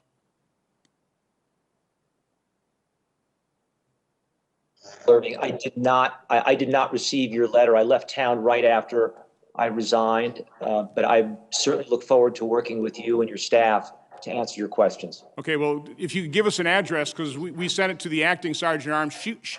That acting Sergeant of Arms won't even let us know whether they passed that letter along to you. Apparently they didn't. Mr. Stenger, did you receive my letter? I don't recall it, Senator, but it might have come, but I don't recall. Chief Son, one last question for you. Do you regret resigning? Yes, I do, sir. I certainly do regret resigning. I love this agency. I love the women and men of this agency, and I regret the day I left. Well, Mr. Irving, Mr. Stenger, I really wish you'd respond. You know, first of all, look for my letter, and I'd like an answer to that as quickly as possible. Thank you. Thank you, Senator Johnson. We're waiting for Senator Warner and any other member. I see Senator Rosen. Would you like to go ahead? Because you're the first member on. Senator Rosen. Perfect. Thank you very much, Senator Klobuchar, and thank you, everyone, for being here today and springing this hearing. It's much needed, and I think it's the first of many. But I'd like to start off by expressing that my thoughts are with the brave Capitol Police officers. They put their lives on the line to protect us on January 6th, and their heroic actions, like the ones of Eugene Goodman, they redirected those violent rioters away from us. They're going to forever be embedded in our minds. And we know that so many of these courageous men and women, they're really hurting in the aftermath of the insurrection. And I've been particularly heartbroken to hear about the death of Capitol Police Officer Howard Liebengood. He was protecting the Senate since 2005. He was stationed by the door of my Russell office. My prayers are with him, his family, and his loved ones. But, you know, when the insurrectionists, when they came to storm our Capitol on January 6th, they came armed not only with weapons, but also with hate. Mere weeks before International Holocaust Remembrance Day, the world watched in horror as a rioter inside the Capitol proudly wore a Camp Auschwitz shirt as he and others violently pushed forward on the House and the Senate floors. All the while, the rioters, they're waving Confederate flags, they're hanging nooses on the front lawn, they're verbally assaulting a Jewish reporter outside the Capitol, saying, "You are cattle" today.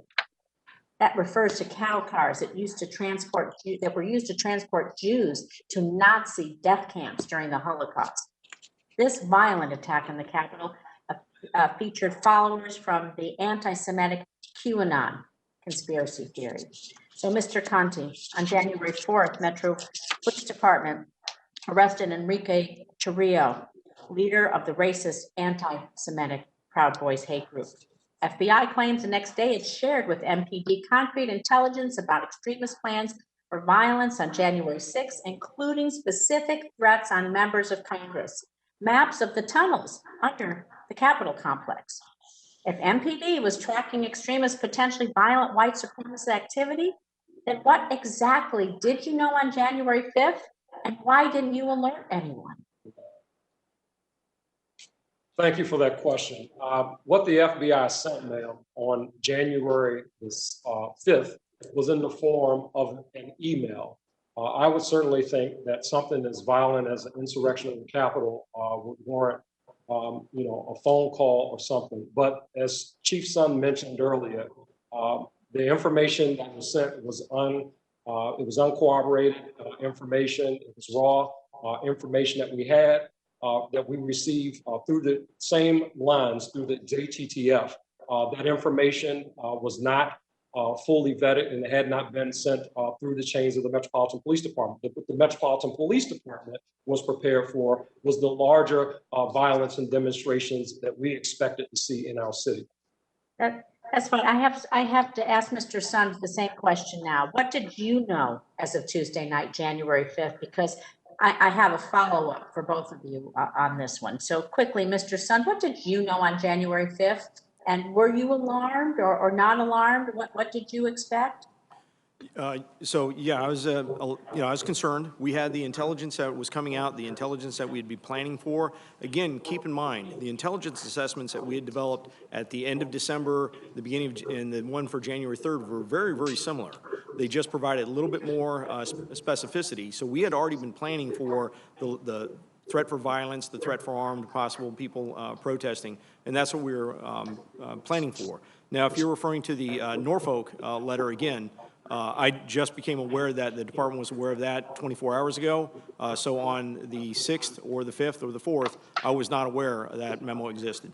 So you're saying that there's a breakdown between you and the FBI, because we have rallies, protests, and things happen in Washington all the time. How many do you, could both of you just maybe give a guess, how many do you think are usually with armed insurrectionists or come heavily armed out of the hundreds, perhaps thousands of rallies that we see in Washington through the year? We know the last three incidents, the first two MAGA rallies, men and women of the Metropolitan Police Department recovered firearms from several people who were attending the demonstrations at the first MAGA rally as well as the second one. Aside from that, those have been really the only demonstrations where we've seen individuals coming armed. Well, do you think this was an intelligence breakdown or a resource issue? I think that the intelligence did not make it where it needed to be. You think the FBI did not raise this to the level they needed to with the Metropolitan Police Department, in your mind? We received it in the form of an email that came as an alert bulletin at 7:00 p.m. the day before. Al Posture is the Metropolitan Police Department. Again, I think it's reflected in our deployment in terms of not just the National Guard that was deployed, but as well as other officers from surrounding jurisdictions. That reflected the seriousness that we took with respect to the threats that we were expecting to see in the city. Mr. Sund, can you tell me, do you think this was a resource issue or intelligence breakdown or something else? If you be brief, because this is very important. Yes, ma'am. I'll be very brief. It was part of my introduction. I think it was more than just the Norfolk letter. I think we need to look at the whole entire intelligence community and the view they have on some of the domestic extremists and the effect that they have. I look at this as a intelligence problem that impacted this event. Yes. So what information would you have had to have heard to have raised up the flag to get more resources for the Capitol Police? Because thank goodness, I mean, we saw loss of life, and thank goodness there wasn't more, but one is too many. So what is your threshold then? What should be the threshold to protect the Capitol and protect your officers? Mm-hmm. I did in advance reach out to the Washington, D.C. police to coordinate resources, and I did also go to both the House and Senate Sergeant Arms to request the National Guard. And okay. Mr. Conte, I think I have 5 seconds and we can take this off the record, but I believe that there's some plans by QAnon for something to happen at the Capitol on March 4th. I want to hear what steps we're taking to protect the Capitol on March 4th from any more violent extremists. Thank you. Okay, we'll have you talk to him about that later. Senator Warner has arrived via video, and I also want to mention Senator Peters will work with our witnesses for restroom breaks and the like, and let us know so that we don't want to take a long break, but I can imagine you need a break at some point here. So, Senator Warner. Thank you, Madam Chairman, and thank you to the witnesses for appearing today. We've talked a little bit about the deployment or lack of deployment of the National Guard. And one of the questions, I guess, Mr. Sund, or frankly, or Chief Conte, the fact that the district did not have the ability to bring the Guard to the table because of, frankly, the fact that they're not a state and Mayor Bowser is not treated, I think, in a totally fair fashion in this. This may be outside your lane, but her inability to bring the Guard to the table, and actually any of you on the panel can answer this,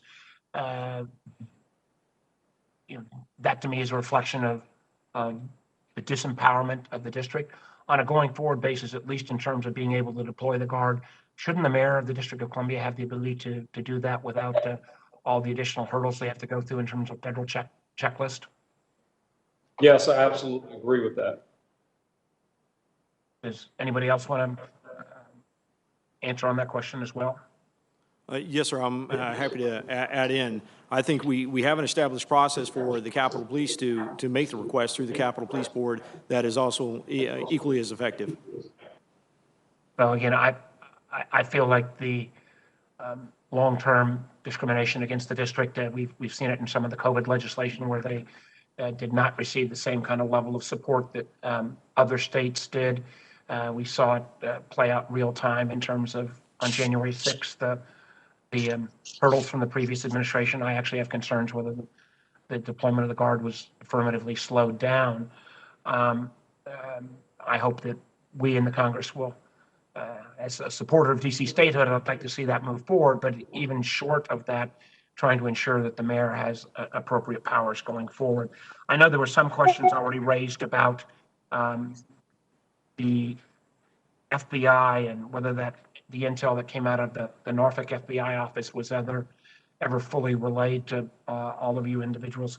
But can you talk more generally about the FBI's responsiveness, sharing of intelligence? I had a number of conversations. I called Director Wray on Monday, the 4th, trying to express concerns that there might be this kind of activity. I never expected this level of violence. I had a number of conversations with senior FBI leadership on the 5th through the 6th. I candidly I don't think even the full FBI could have been fully informed of all of what was going to come to pass, but I felt like the FBI felt that they were in better shape in terms of intel and preparation than what came to be the case. And I'd like each of you to comment on how well you felt that the FBI did in terms of sharing intelligence and then coordinating when the actual activities of the 6th played out. So I'll go ahead and, did you want me to address that first? Yeah, I mean, okay. I can't see where y'all are, so yeah, every one of you can take a crack at that. I'll go ahead and start first. I think the relationship we have with the FBI is outstanding. I think in my time with the Metropolitan and my time here, we've seen nothing but the relationship get better. The construct that we have that's very similar to some of the other major cities is having the Joint Terrorism Task Force, being involved with that. The information we're getting in is good. I think the process and having, like I said earlier, the wider lens of what information is being collected, maybe looking at the agencies that are consumers of their information and what their intelligence collection requirements are is something that we need to look at. But I think, getting that information in and then having it processed and pushed forward in an effective manner is something we need to look at. I would say on the 6th, when this started happening, immediately the FBI, as being a partner of ours, established a process where with Capitol Police and FBI Police, we can begin to analyze video footage, analyze other evidence to begin going out and making arrests of the individuals that had created the insurrection of the Capitol.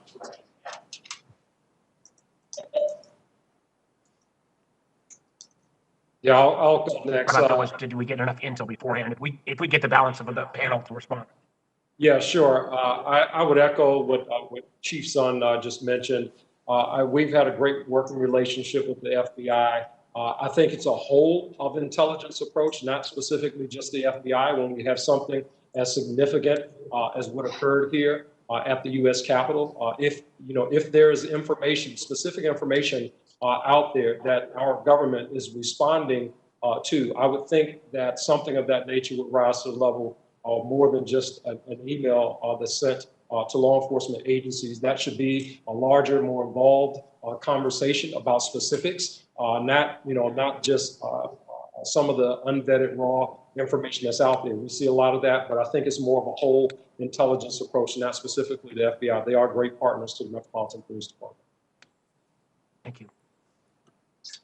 Let me just, I don't know if any of the other panel members want to add any comment on that. Let me just say that my concern is that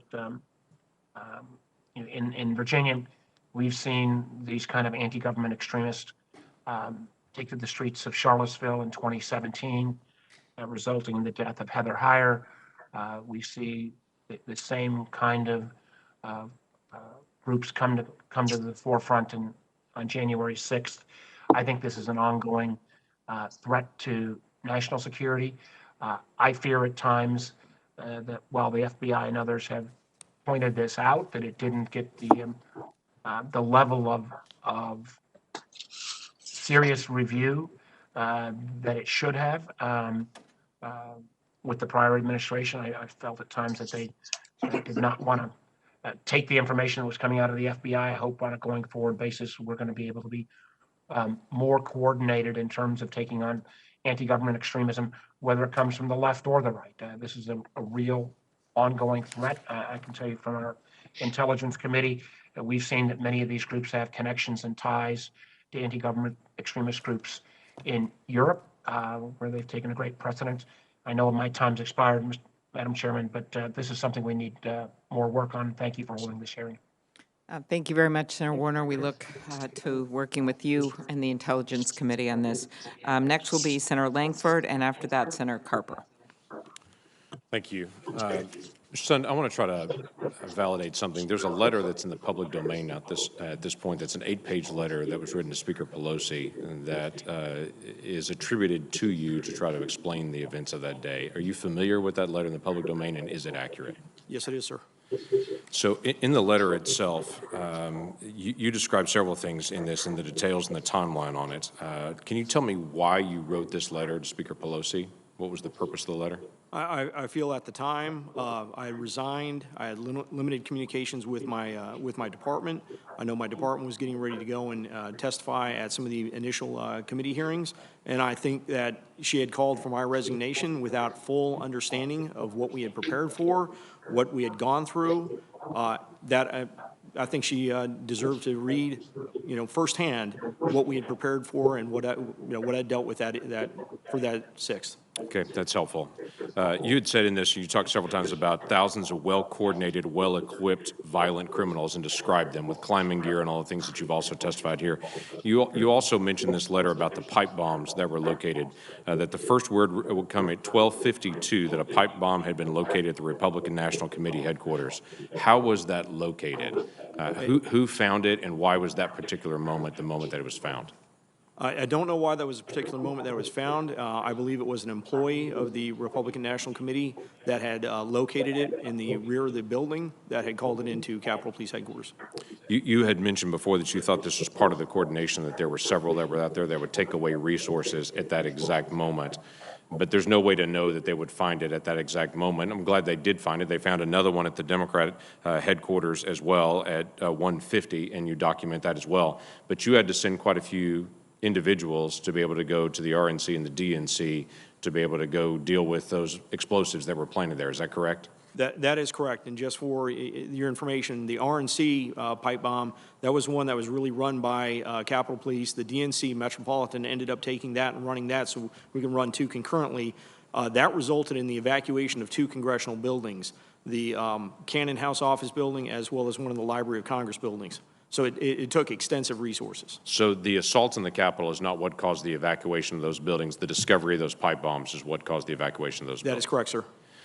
There's been quite a bit of conversation today and quite a few members here that have talked about the National Guard and the length of time that it took to be able to go through the bureaucratic process to be able to get them deployed. I do think that needs to be shortened, obviously, in a deployment structure and the complexity of the bureaucracy here. But it seems to be a misunderstanding on this dais of some individuals describing the National Guard as if they're the riot police that can automatically be called out. They're not. Were you expecting them to be like a rapid response SWAT team at this point? What's a typical response from the National Guard to be able to call them out when they are not currently positioned? I believe the typical response once they're approved is approximately 2 hours.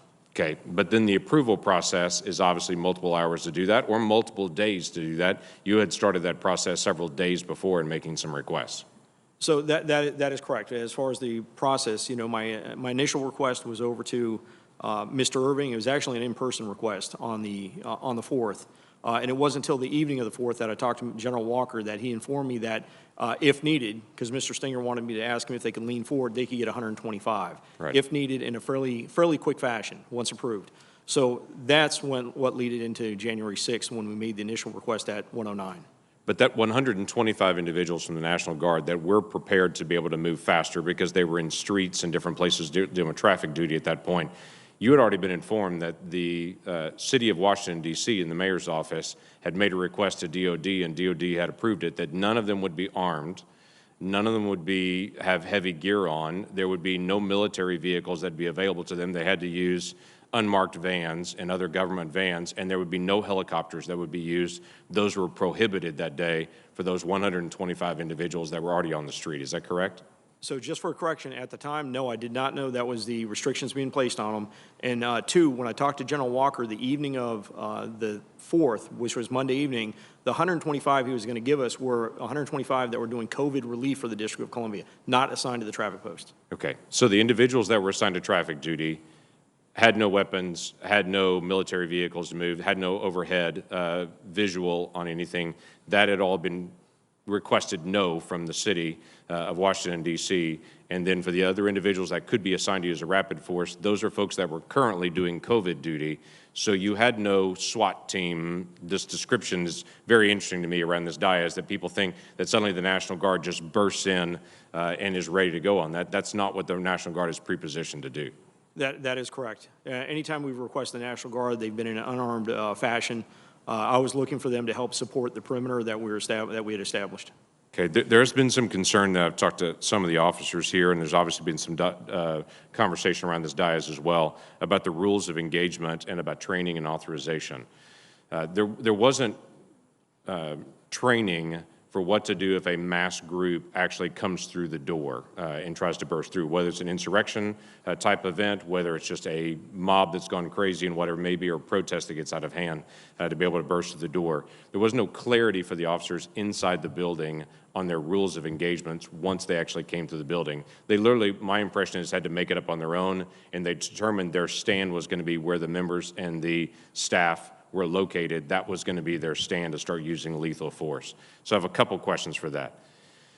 At this point now, and I understand hindsight's 2020, is there a need for much greater, less than lethal force capability on officers at the time, or available to officers at the time that they have less than lethal capabilities, and clearer rules of engagement of what to do if you have a group of individuals come into the building unauthorized? So just for a little clarification, we do train for people trying to get into the building. We don't train for, when I said, an insurrection of thousands of people. Right. And our officers do have less lethal capability that they carry with them. With hindsight being what it is from January 6th, absolutely, I think there needs to be additional training, additional equipment to consider this type of attack in the future. Well, the challenge is we all watched this summer. In fact, this committee at Homeland Security had a hearing on the assaults on a federal courthouse in Portland and went through, and all of us saw for a month individuals just attack that courthouse day after day after day, and we saw the techniques that were used. Some of those same techniques were used by individuals that came in here. I'm not saying it was the same individuals, but some of those same techniques of trying to be able to work to the fence, to be able to find it, to be able to find a way to be able to attack officers. So the challenge is that we saw that this was rising, I guess, that people were watching on TV, people attacking a federal institution all summer long. And it is a follow-up that we're going to have to do in the days ahead of how to be able to get less than lethal capability and to find ways to be able to stop any kind of assault of a number of individuals to be able to come on the Capitol. So I appreciate your service. I appreciate very much the officers that continue to be able to serve, because they've not had a gap. They've not had a break since that time period. And I know you still interact with them, at least I hope you do. And I would encourage you to pass on from us our gratitude. And we're all looking at this as a hindsight 2020, saying, why couldn't you read the tea leaves at this particular scrap of intelligence that came in the night before? None of us saw it at this level. And so we're grateful for the service they continue to do, and let's find the lessons we can learn. Thank you very much, sir. I know they appreciate your support as well as the support of Congress. They're a hell of a police agency. Okay, thank you, Senator Langford. Next, thank you for your patience, Senator Carper. Yeah, my pleasure. Thank you, Madam Chair. Chief Conte, as a former governor of the first state of Delaware, for 8 years I recall numerous instances in which I called on the Delaware National Guard in emergencies. They could have been the floods, blizzards, ice storms, drought, you name it, a lot more. I know the importance of the valiant work that our citizen soldiers have done for decades in the first state and other states around the country. As we have learned, in contrast to literally every other state's National Guard in the country, the DC National Guard operates differently. And I'm convinced if someone had been able to activate the DC National Guard and have 1,000 or 2,000 guardsmen and women deployed at the Capitol in a timely way on the 6th of January, this death and destruction would not have occurred. The leader of unlike all the states of the 50 states that we have, the leader of the District of Columbia is not empowered to activate the DC National Guard during an emergency. That's one of the reasons why I've worked for years with Congresswoman Eleanor Holmes Norton in support of legislation to admit Washington, D.C. as our 51st state and to provide equal rights to the Americans who make this community of over 700,000 people their home. Here's a question, Chief Conte, in your testimony, you highlight that a request for DC National Guard assistance at the U.S. Capitol on January 6th would have had to have been made by the U.S. Capitol Police with the consent of the U.S. Department of Defense. Can you just take a minute to explain that process and why Mayor Bowser is not able to request DC National Guard assistance when federal installations and property as well as human lives are threatened in the district that she leads? Please go ahead. Yes, thank you for the question. Yeah, so the mayor does not have full authority over the National Guard to include their activation or deployment. When the mayor, we make a request as the District of Columbia, we make a request, we send that to the federal government. Ultimately, the Secretary of the Army receives that request. There's a whole approval process that request has to go through in order for National Guard resources to be deployed to the District of Columbia. Unlike governors in other states who are able to activate their National Guard without going through those approval processes and receiving approval from the highest level of the federal government. That just does not have to take place in other states. So a real hindrance to us in terms of response and the ability to call them up. Thanks. Thanks for that response. Could you just take a minute to share with us your thoughts on whether having the DC National Guard under the command of a mayor or even a governor of a neighboring state might help the DC Metropolitan Police in coordinating with federal authorities to better protect the city and its citizens, and along with federal installations during assault like the one we experienced on January the 6th? Yes, I think we certainly should. We know even on that day, on January the 6th, prior to any movement of the National Guard from the assignments that they had been given, the traffic posts, again, that required approval at the highest levels of the federal government to include the Secretary of the Army and the Secretary of Defense in order to just move the National Guard or change of mission in essence. So yes, I think that should certainly be something that falls under the mayor's authority. All right, thanks so much. A question, if I could, for Mr. Sun. Mr. Sun, in your testimony, you state that the events of January 6th were not the result of poor planning on behalf of the U.S. Capitol Police, but rather a lack of actionable intelligence that would have allowed let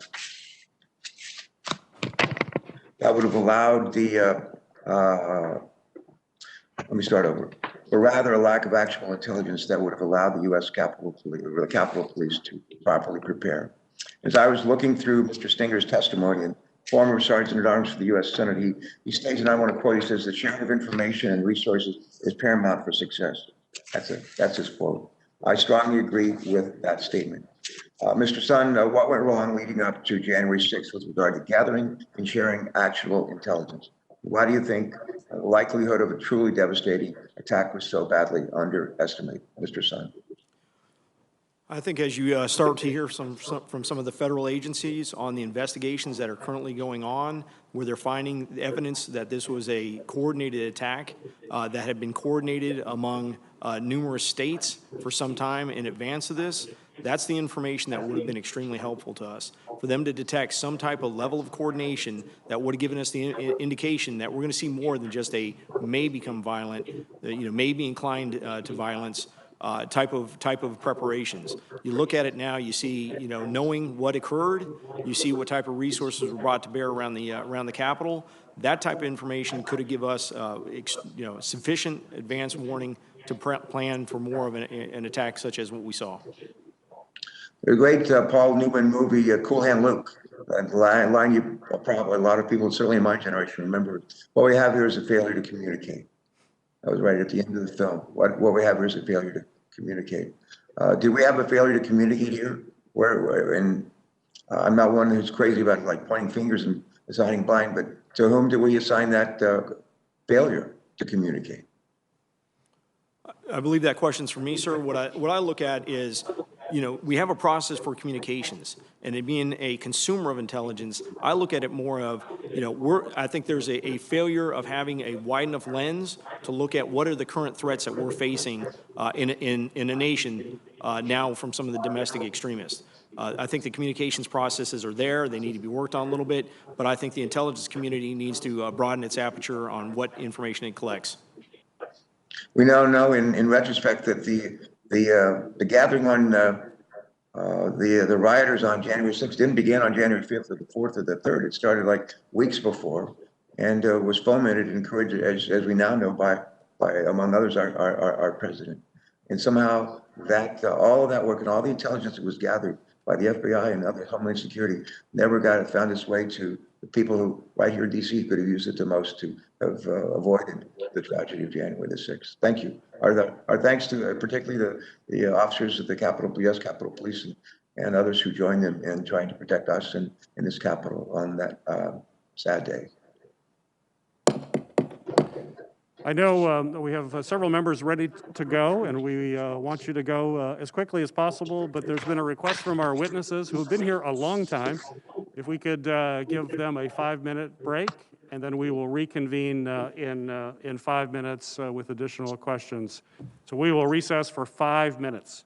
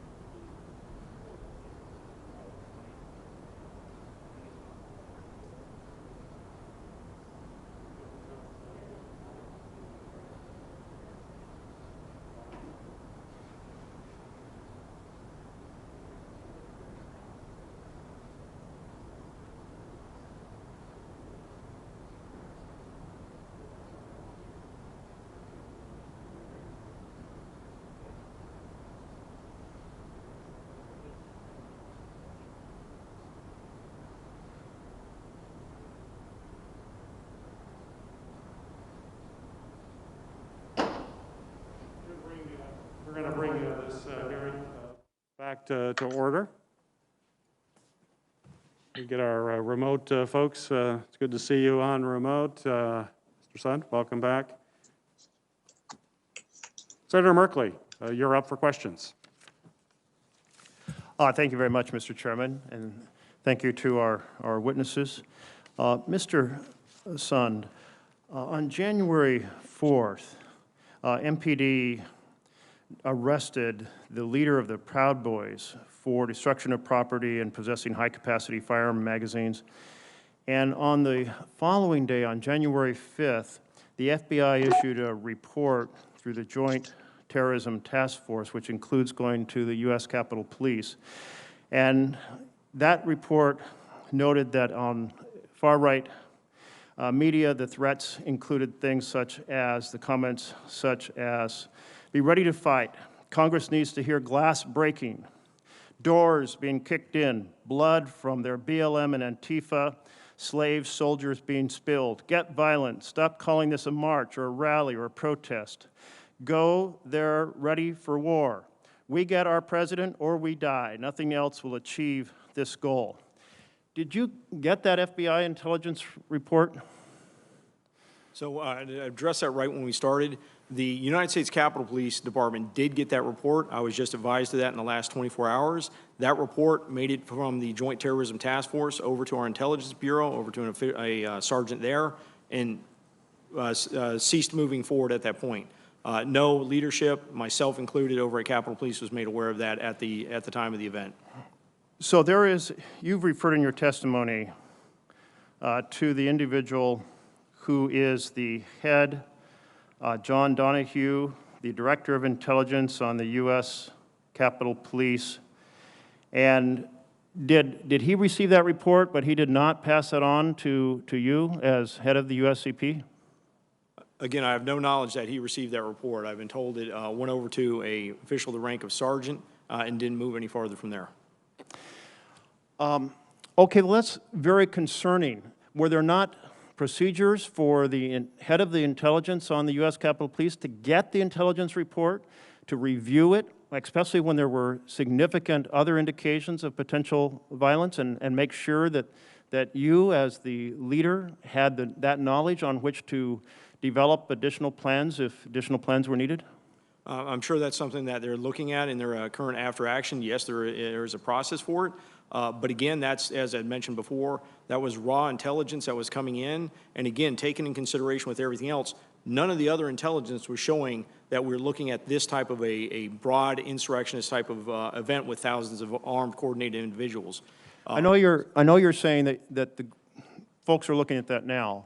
But my question was, did you have a procedure for important intelligence to be brought directly to your attention, and did that system break down? And that's why you did not see the warnings about blood being spilled, get violent, call, be ready to come and die. Yes, there is a process in place to make sure that critical, important information is brought up to the leadership. Again, that was something that would have gone through the development and the analysis of that information. Okay, so you're saying the intelligence side of U.S. Capitol Police failed to get that into your hands. Let me turn to rules of engagement. So officers are out there, and there's an expanded perimeter which you've referred to, and you have those kind of perimeter fence that look like bike racks. And in a normal situation, those tell peaceful protesters this is where you stop. Was there any sort of discussion or training about what to do if protesters started picking those things up and opening holes in that perimeter? What were the rules of engagement? If I'm a police officer that day on the line for the Capitol Police, how was I trained, like, what do I do when those perimeter fences are breached? Do I use spray? Do I use a stun gun? Do I use tear gas? Do I have a clear sense of exactly how I'm supposed to respond?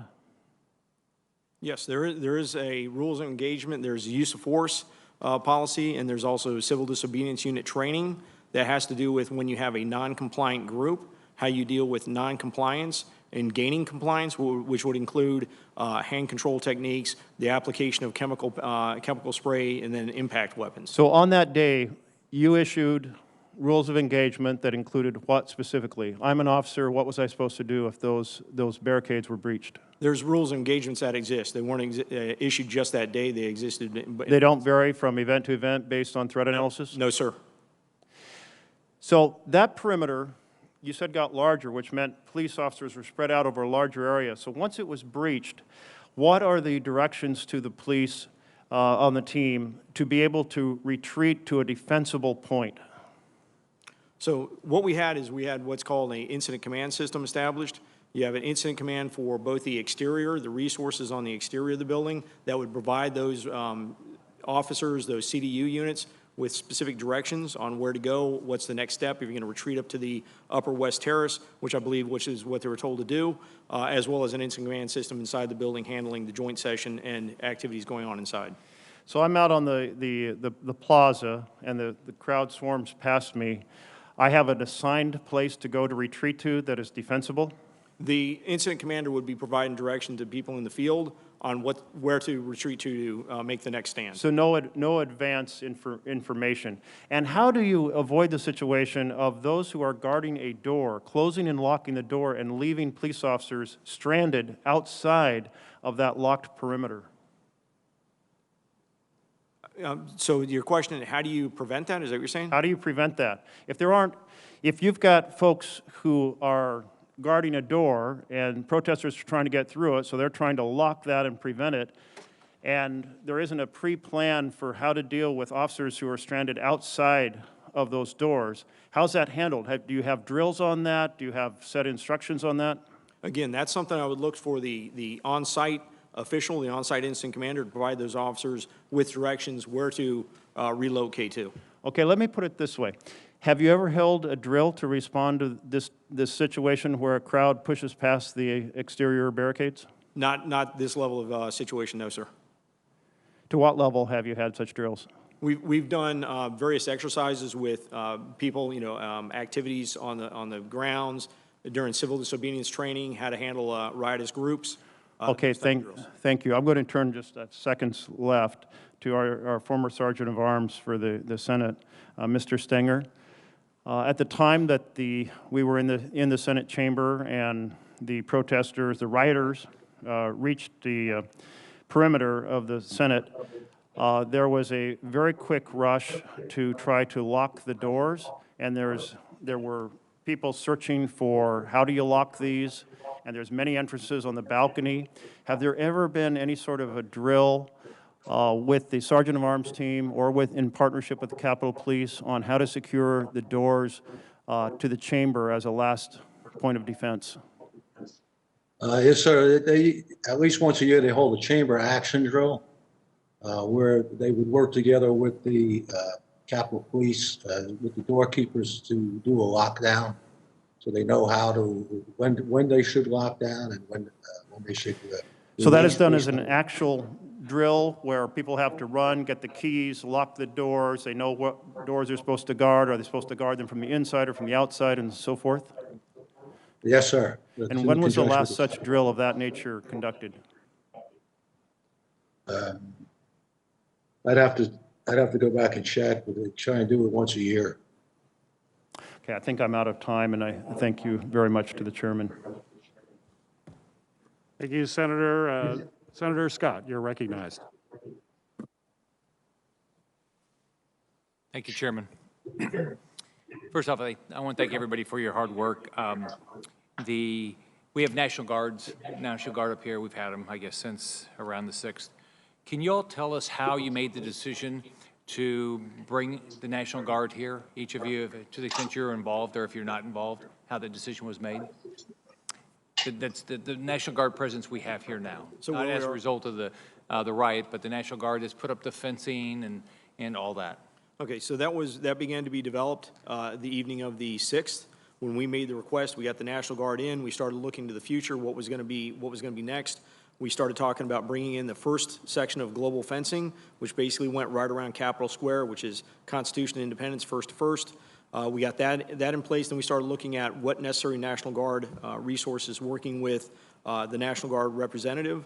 So that was developed with Capitol Police, working with, I believe Sergeant Arms at the time, in the evening, going into the 7th, that we developed that. Okay. Were you the only one involved, or were the Sergeant at Arms involved? I believe so. I'd have to go back and pull that information. We were working on a number of different aspects of it at the time, but I had my general counsel as well as our operations people working on the request and the coordination with the National Guard. And what was the purpose of the original, the National Guard that came and put up the fencing? What was the rationale? What was the threat assessment? So just to make sure I understand, you're talking about the National Guard that came on the 6th? No, the presence that stayed after. Oh, the one that stayed after. So what was the threat assessment? What was the threat assessment, and why was it set up that they would be here for, it seems like now months on end? Well, again, beyond, the 8th, again, my departure date was the 8th, so the information I have is up until the 8th. It was they were putting them in place based on the mass insurrection that we had on the 6th. I wasn't aware of any additional intelligence at that point. They were just concerned about possible violent extremists regrouping and staging another attack on the Capitol. So you haven't seen anything that would give us a threat assessment now that we have a concern that we need to have the National Guard presence. It doesn't mean there's not some, but you haven't seen anything. No, sir. I've been really not in that environment since the 8th. Okay. Anybody else that's any of the others that are here to testify? Do you have any threat assessment you've seen that there's a reason that we have the National Guard here today?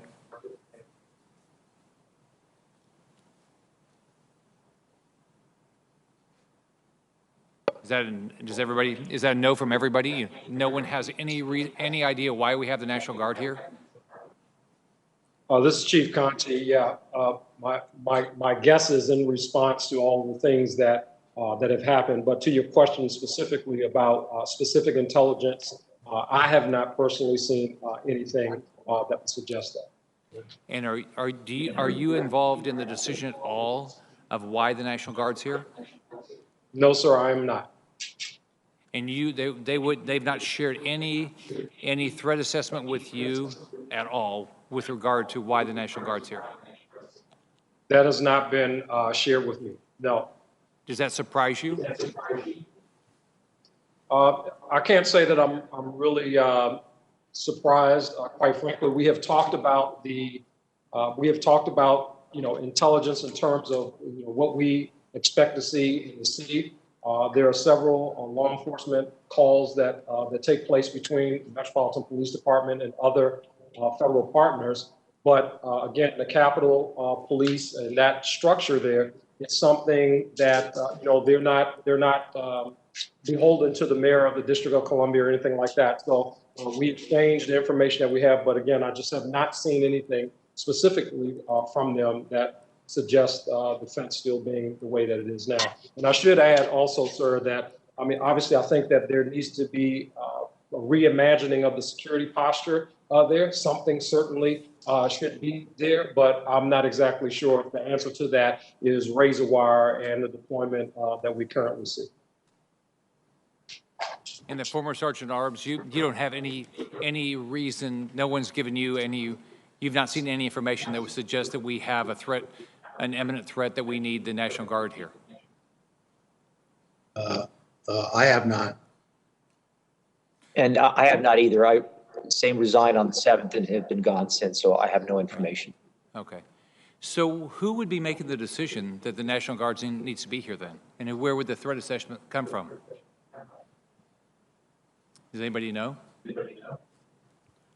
I'd maybe look at the current leadership over at maybe the Capitol Police in conjunction with the current Sergeant Arms. Okay, so it would be the head of Capitol Police and the acting Sergeant Arms. That is correct. To give you the current information on that. And would they coordinate with the Metropolitan Police? Well, if there was intelligence that would indicate the need for such activity, it would usually be shared with our partner, our local law enforcement, would share our perimeter and our borders. And if there was a threat out there, would that be public? Would there be some public information that they would put out? normally? Again, that all has to do with the nature of the threat, the classification level of the threat.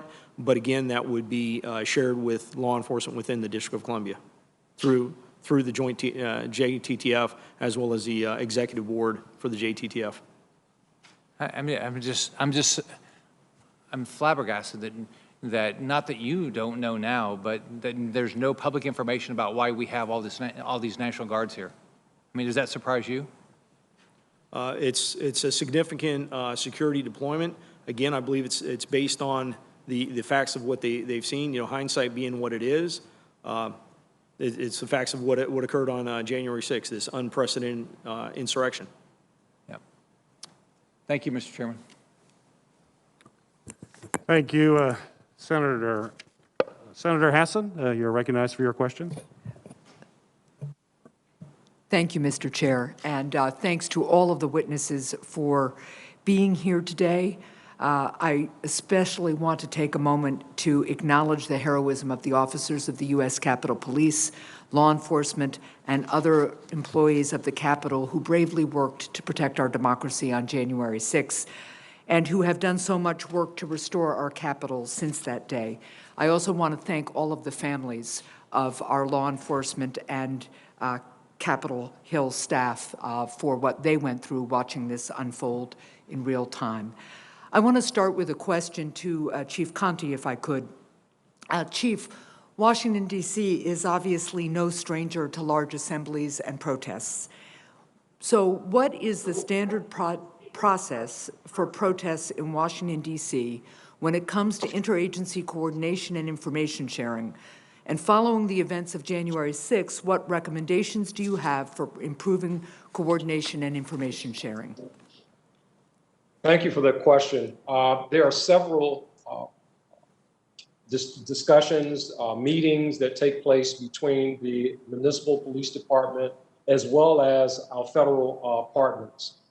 We oftentimes have coordination calls with the National Park Service simply because in a lot of the federal lands, they authorize the permits for the federal land. So there's coordination that has to happen there between the Metropolitan Police Department, U.S. Park Police, U.S. Capitol Police, U.S. Secret Service. With respect to the intelligence, again, you know, our partners from the F.B.I, they're often part of those discussions. I think that the thing kind of going forward that certainly needs to be looked at with respect to specific intelligence has been outlined throughout some of the testimony today. When there is specific information that warrants us to perhaps posture differently, our notification system needs to be different. The JTTF distribution list that we have is not something that is a monitored list 24 hours a day, 7 days a week that would generate an immediate response to that. When those communications are sent out, there are staff members who at some point will get to that information. But I think that, that has been laid out, you know, when we're talking about something of this magnitude that could potentially happen and ultimately did happen in our city, it should posture us to move differently. Perhaps with convening phone calls, you know, immediately and not, you know, counting on an email or something, making it through the chain, to the levels that it needs to make, you know, for other decisions to be made. Well, thank you for that answer. One of the things I would observe is sometimes ahead of events like these, just scheduling ongoing check-ins with leadership at all of the agencies that need to coordinate can have the effect of sharing information in real time. I want to move to a question to Mr. Stenger, Mr. Irving, and Mr. Sund.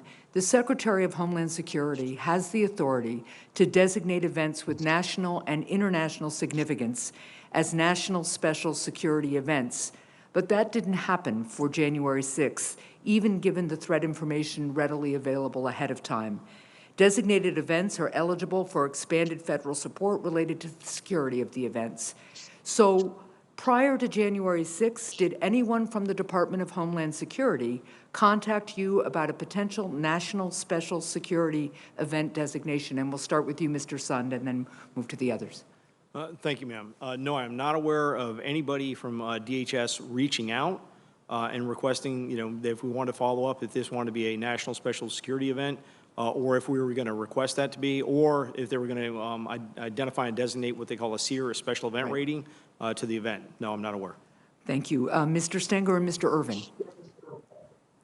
No one contacted me. Thank you. And the same with me, Senator. No contact with me or my office. Well, thank you for those answers. I look forward to following up with the Department of Homeland Security about this during the next hearing on this topic. Mr. Sund, my last question.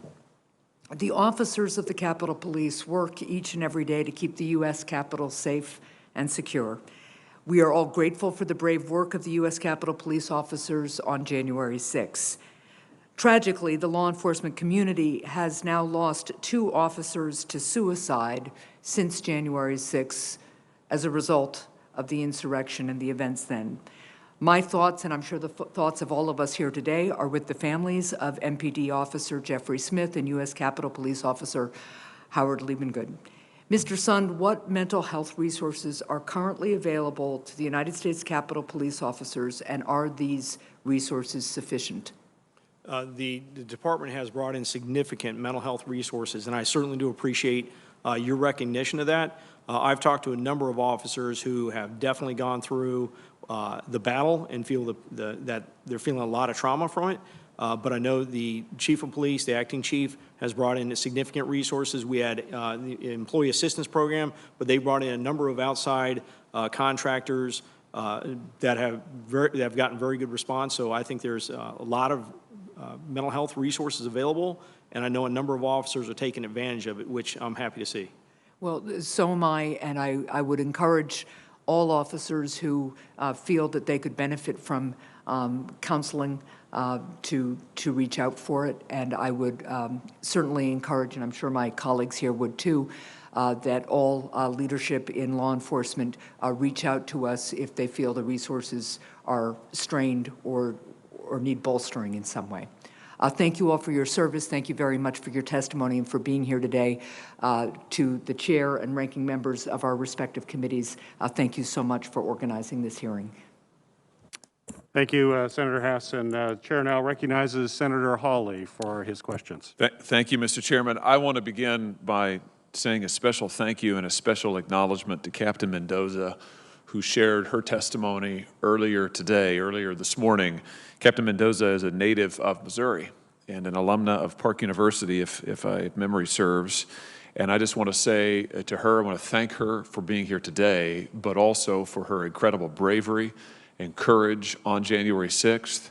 And on behalf of the entire state of Missouri, I want to say thank you for what you have done. Thank you for what you represent. And I also want to take that opportunity to say again now, as I said on the night of that terrible day, a thank you to all of the law enforcement from all of our various branches who responded in this dire emergency to face these criminal rioters, these violent criminals, to repulse them from the Capitol and to secure this space so that the work of Congress could continue. So thank you, and a special thanks to Captain Mendoza from the state of Missouri. Mr. Sund, if I could just return to the question about the National Guard activation. I'm a little bit confused about the timeline here, and I want to ask you, Mr. Irving, some questions just so I can get this clear in my own head. I'm looking at your written testimony.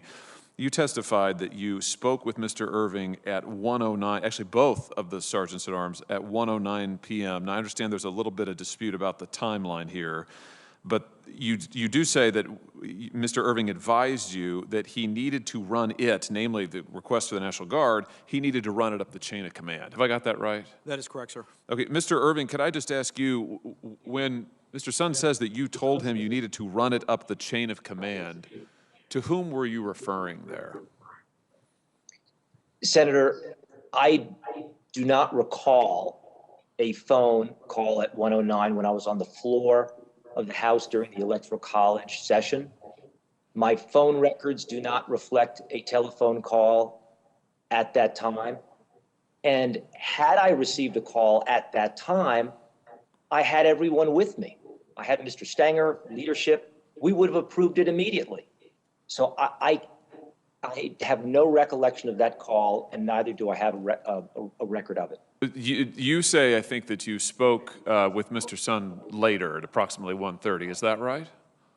That is correct, after I left the floor. And on that call, he had indicated to me that conditions were deteriorating and that he might be making a request at a later time. Okay, and did you then say that you needed to run it up the chain of command or words to that effect?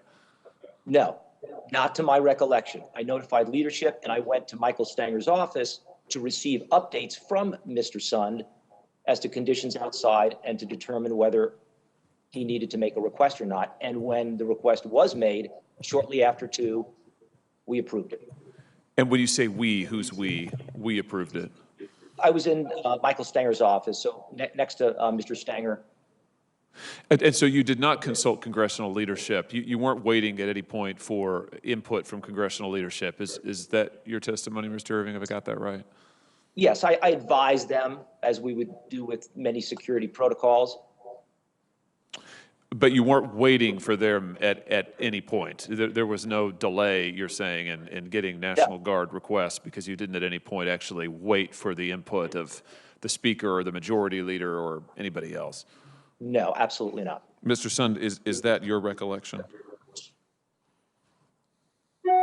My recollection was at 1:09, while I was sitting in the command center watching things rapidly deteriorate, I made a phone call. The phone call was made in the presence of, I believe, both my assistant chiefs and possibly my general counsel, at which time I made the initial request that we need to activate the National Guard. The situation's bad on the West Front. I followed up at 1:22 to check on the status of the request. Okay. One of the things I'm trying to get clear on here is who would constitute the chain of command. Now, it sounds like Mr. Irving is saying that he actually never made that statement and he didn't consult anybody else. I mean, my understanding is from the statute, 2 U.S.C. Chapter 29, Section 1970, that in an emergency situation, I would think that this would qualify, that the Capitol Police Board does not have to consult with members of the Senate or House leadership in order to make a request for deployment of the National Guard or a request of other executive departments and executive agencies. So it would seem strange to me that there was any talk about a chain of command that would involve anybody other than the Capitol Police Board, given the statute. But there seems to be some confusion about the basic facts and who asked for what when. Let me just ask you this, Mr. Sund. On Monday, January the 4th, you've testified that you approached House and Senate Sergeant-at-Arms to request the assistance of the National Guard, and Mr. Irving stated that he was concerned about the optics of having the Guard deployed. Is that right? Am I remembering that correctly? That is correct, sir. On the 4th, it actually wasn't a phone call. It was an in-person visit over to his office where I went in and requested the National Guard. And Mr. Irving, could you just clarify when you use the term optics, and maybe your recollection is you didn't, so maybe you could speak to that. Did you talk about being concerned about the optics of the National Guard? And then could you just elaborate on what you meant by that? Again, this is Monday, January the 4th now. Yeah, on Monday, January the 4th, Senator, safety was always the deciding factor in making security plans. And the issue on the table was whether the intelligence warranted troops at the Capitol. And the conversation with Mr. Sund was not, I did not take it as a request. He was merely informing me that he had received an offer from the National Guard. And then when we included Mr. Stanger, the three of us discussed the specific issue as to whether the intelligence warranted the troops, and the answer was no. It was a collective answer, no. And then Mr. Stanger put forth his recommendation to have them on standby, and my recollection was Mr. Sund was very satisfied with that. In fact, he briefed the following day that he was satisfied, and I heard no concern any time thereafter. Were you concerned, this use of the word optics, the appearance, what it would look like to have the Guard, this is what Mr. Sund has testified was a concern on January 4th, that there was a reluctance to request assistance because of the appearance.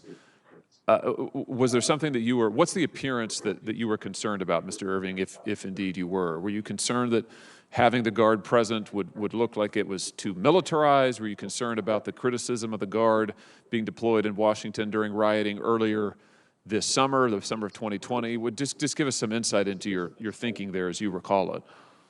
Senator, I was not concerned about appearance whatsoever. It was all about safety and security. Any reference would have been related to appropriate use of force, display of force, and ultimately, the question on the table when we look to any security asset is, does the intelligence warrant it? Is the security plan matched with the intelligence? And again, the collective answer was yes. Mr. Chairman, could I just ask one final question? Yes. Thank you. Madam Chair, thank you. Speaker Pelosi has asked retired Lieutenant General Russell Honore to lead an immediate review of Capitol security in light of the attack. The General has said that the leadership of the Capitol Police, that'd be you, Mr. Sund, and both of you, gentlemen, the House and Senate Sergeants at Arms, he's criticized you for, and I'm quoting now, the appearance of complicity during the attack, and also said that you were potentially undertook complicit actions. Those are his words during the attack. Mr. Sund, were you complicit in this attack on January 6th? Absolutely not, sir. I've heard those comments as well, and I think it's disrespectful to myself and to the members of the Capitol Police Department. Mr. Stenger, were you complicit in the attacks on January 6th?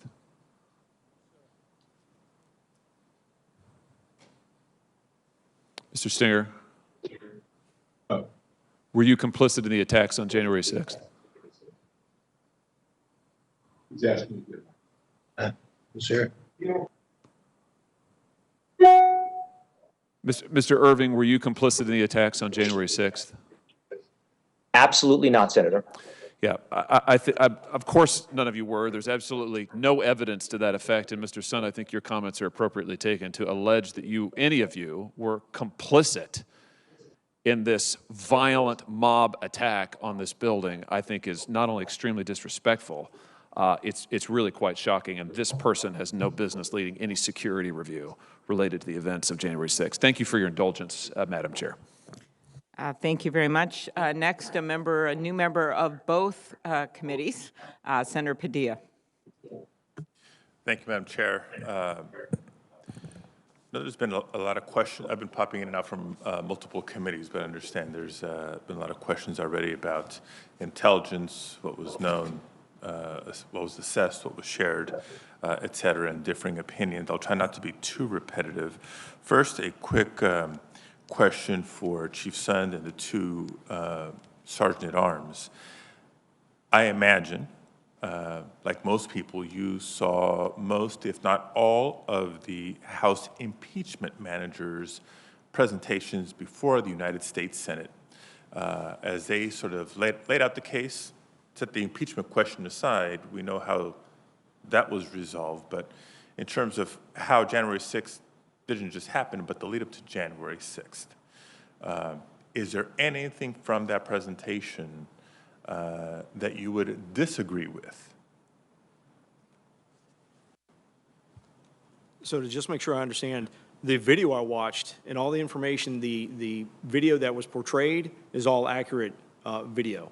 As far as any of the other commentary associated with the video, I can't say I watched every single bit of it, but I can tell you the video, a lot of that video was video from the United States Capitol Police, and it was all accurate. Okay, thank you. Mr. Stenger, Mr. Irving, same question.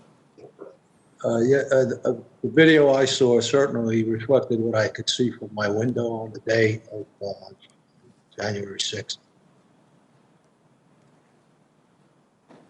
And from my perspective, Senator, I have not diagnosed why the attack occurred. At the time, we left all information to the intelligence agencies that we had at the time, and I would say now to leave it to the after-action investigations to make determinations.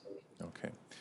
Question for Chief Sund specifically. Now, there is an intelligence division within the department, correct? Yes, sir. Okay. And now, having read your letter to Speaker Pelosi, you make reference to events on both November 14th as well as December 12th that you had sort of comparable intelligence in terms of risk assessment, threat assessment, in the events of November 14th and December 12th, not leading into anything near what happened on January 6th. Is that my correct interpretation of your letter? Yes, that is the correct interpretation of the letter. Both the assessments indicated that we were going to have various militia groups an extremist in attendance. In addition to the fact that, as Chief Conte had testified to earlier, weapons were recovered during both those events.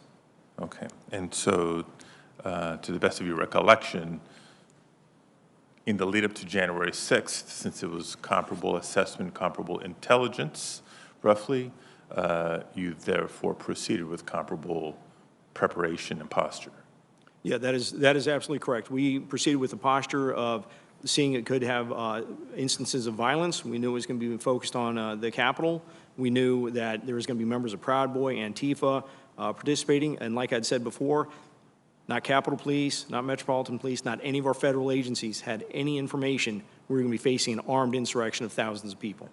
Now, if we take our experience with terrorism globally and look at case studies, both incidents that have been prevented and those that were successfully executed against the United States, is it plausible, and I know hindsight's 20/20, is it plausible that the November 14th, December 12th incidents may well have been trial runs?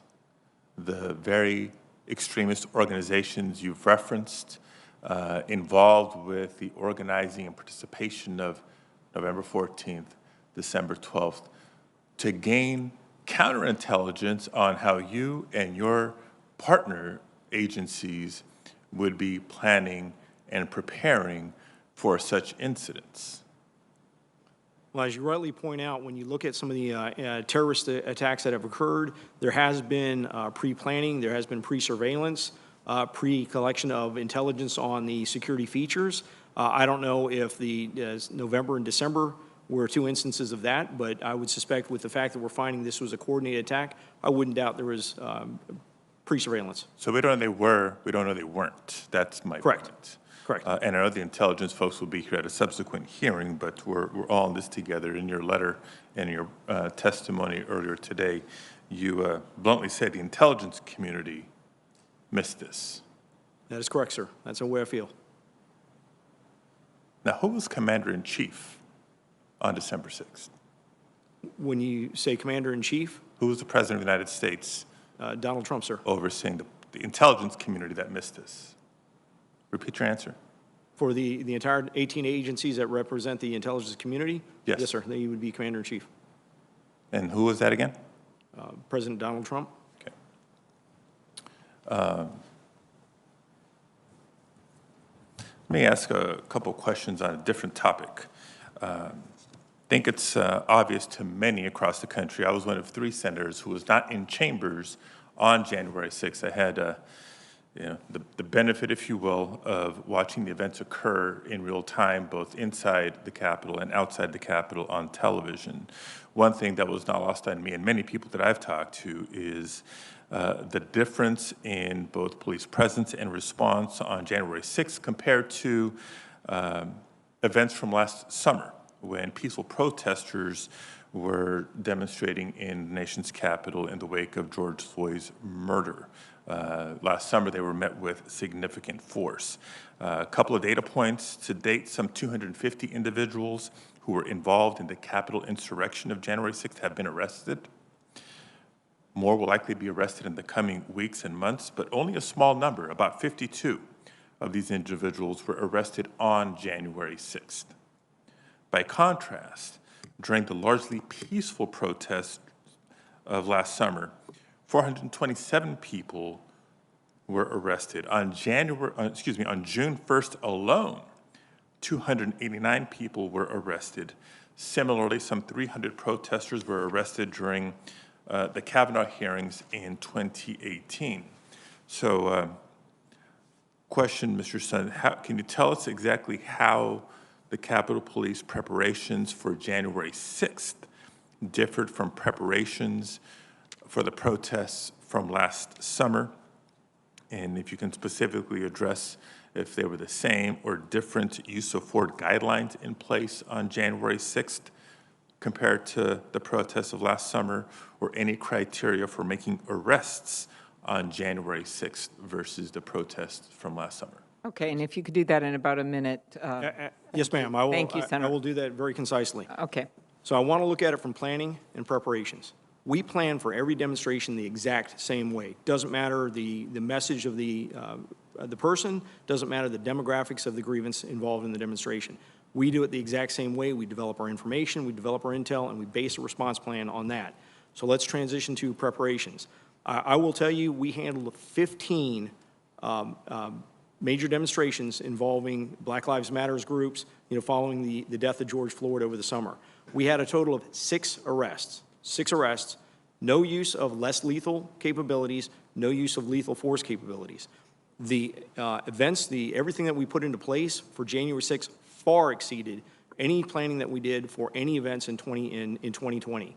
With the full activation of the department, the size of the perimeter that we expanded, the deployment of additional protective equipment, the deployment of less lethal and the application of less lethal, with far exceeded anything, any other event that I can recollect on the nation's capital. So I'll just leave it at that. We provided and prepared much more. Thank you. We're going to go, and thank you, Senator Padilla. We're going to go to Senator Haggerty and then to Senator King, who's been very patient and been on with us online quite a while. Senator Haggerty. Thank you, Chairman Klobuchar. Thank you very much for having us here today and for holding this hearing. I want to begin by thanking all of the law enforcement officers that are represented here today. You and your families, thank you for your sacrifice, and certainly my heart goes out to those families and their loved ones who lost their lives in this. In the spring and summer of 2020, many people criticized the use of the National Guard to help restore order in Washington following some of the worst rioting in decades. Mayor Bowser said that the Guard presence was, and I quote, unnecessary and may be counterproductive. And a D.C. National Guard leader even had to tell his troops, I quote again, some of the D.C. public does not agree with our mission and may have nefarious intention toward our service members. And according to a January 5th Washington Post report, top Pentagon officials emphasized that on January 6th, the Guard would have a, quote, far more muted presence than in June, saying that, quote, we've learned our lessons and will be absolutely nowhere near the Capitol building. Mr. Sund has stated that despite attempting to attain National Guard support on Capitol Hill on January 6th, he was unable to get approval for such support. And several people today have referred to concerns over the optics of January the 6th. So my first question is directed to Mr. Sund. Do you think that the backlash against the use of National Guard troops to restore order back in the summertime led to reluctance in advance of January 6th to utilize Guard troops to protect the Capitol? Sir, I cannot really testify to what the inner working was or working decisions over at the Pentagon regarding either the decisions from over the summer or the memo that was put out by the Secretary of the Army on the 4th. However, I was very surprised at the amount of time and the pushback I was receiving when I was making an urgent request for their assistance. That's regrettable. I'd also like to follow up on a line of questioning that Senator Hawley brought up. Speaker Pelosi has indicated that she intends to establish a commission to examine the events of January 6th. Of course, that's why we're here today, examining those issues. And Speaker Pelosi has also appointed a retired Army Lieutenant General, Russ Honore, who is going to lead the investigation of what happened. But days after the attack, General Honore said, I think once all this gets uncovered, again, I'm quoting him, it was complicit actions by Capitol Police. Before he added that you, Mr. Sund, were, quote, complicit along with the Sergeant at Arms in the House and Senate. My question is, do any of you believe that comments like these by Mr. Honore suggest that he is someone who is well suited to conduct a serious and unbiased review of the events of January 6th? If so, please explain. I'll go ahead and start with that response. As I had mentioned before, I found the comments that he made regarding myself and also the Capitol Police officers highly disrespectful to the hardworking women and men of that police department, and also to myself. I welcome and I look forward to an after action that will move this agency forward, move our partnership with the federal agencies forward, but it has to be done in an unbiased fashion. I couldn't agree more, Mr. Sund. Any other responses? I would disagree with the General's what he said. I don't believe that's true. There's a lot of people that put themselves in very much danger on that day, and I think saying something like that is just good taste. Yeah, I can't imagine that being said myself, implying that you all were complicit in this. But I thank you for your answer and for your service. I yield back, Mr. Chairman. Madam Chairman. Thank you very much, Senator Haggerty. Next, Senator King.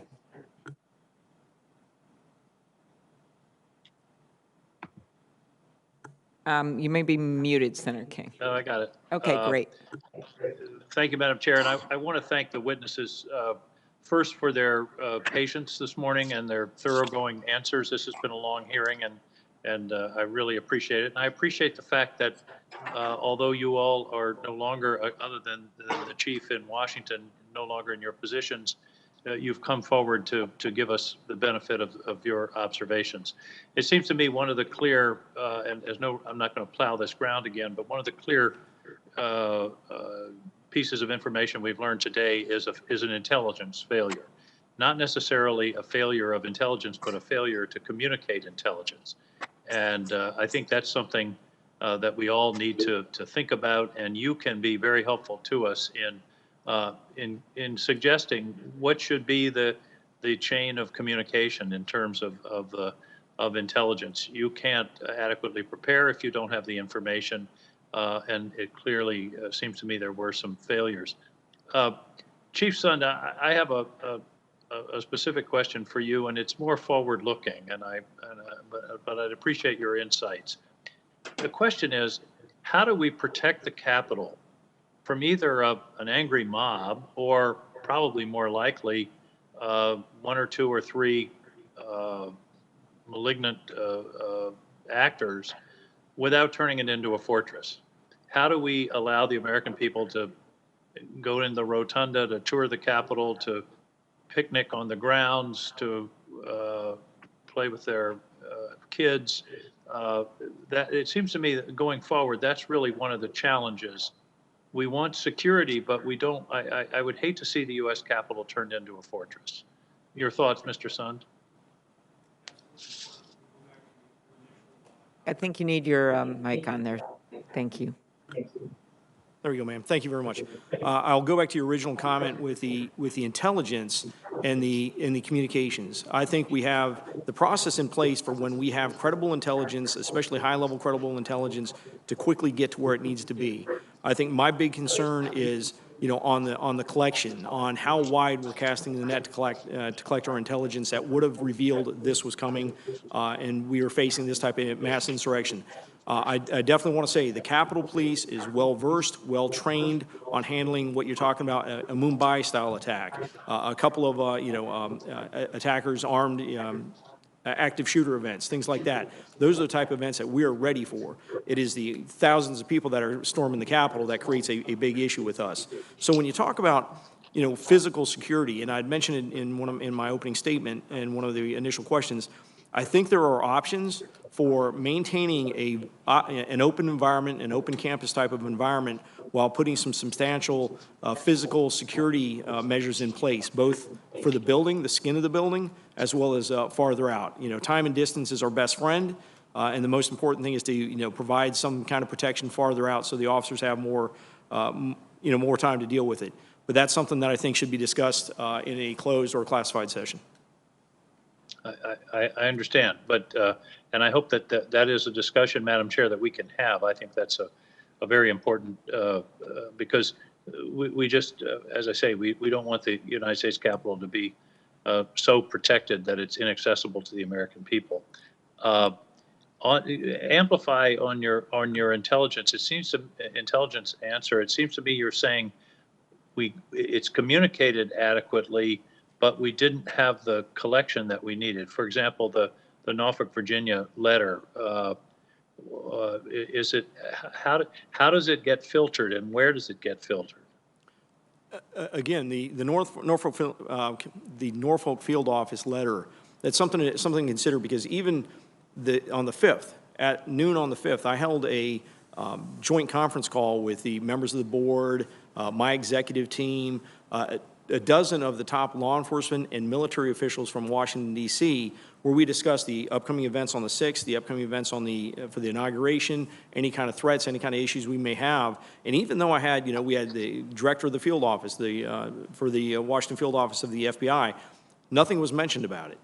So I think my big point is, I think we need to look out. There's significant evidence coming out that the insurrection that occurred on the 6th was planned, coordinated well in advance, coordinated almost to the point where you're looking between a number of states where you're having events coordinated.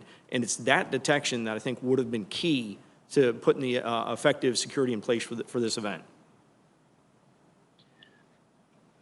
Finally, when we're talking about providing this level of security, is there a playbook? Is there a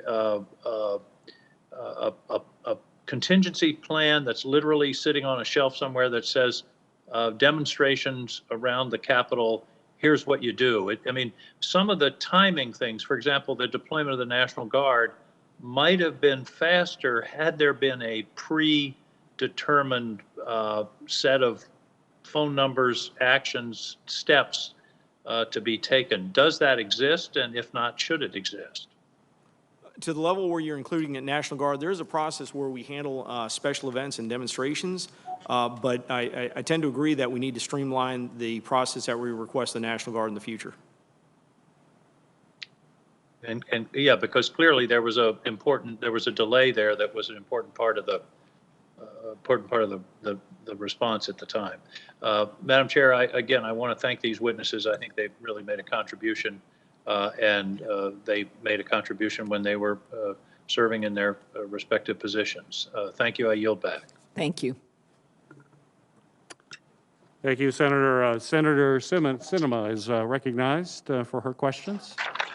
Oh, thank you, Mr. Chairman. My first question is for Chief Conte. What coordinating actions were taken in the weeks leading up to January 6th to share intel across federal and local law enforcement? And what security planning took place and with which agencies?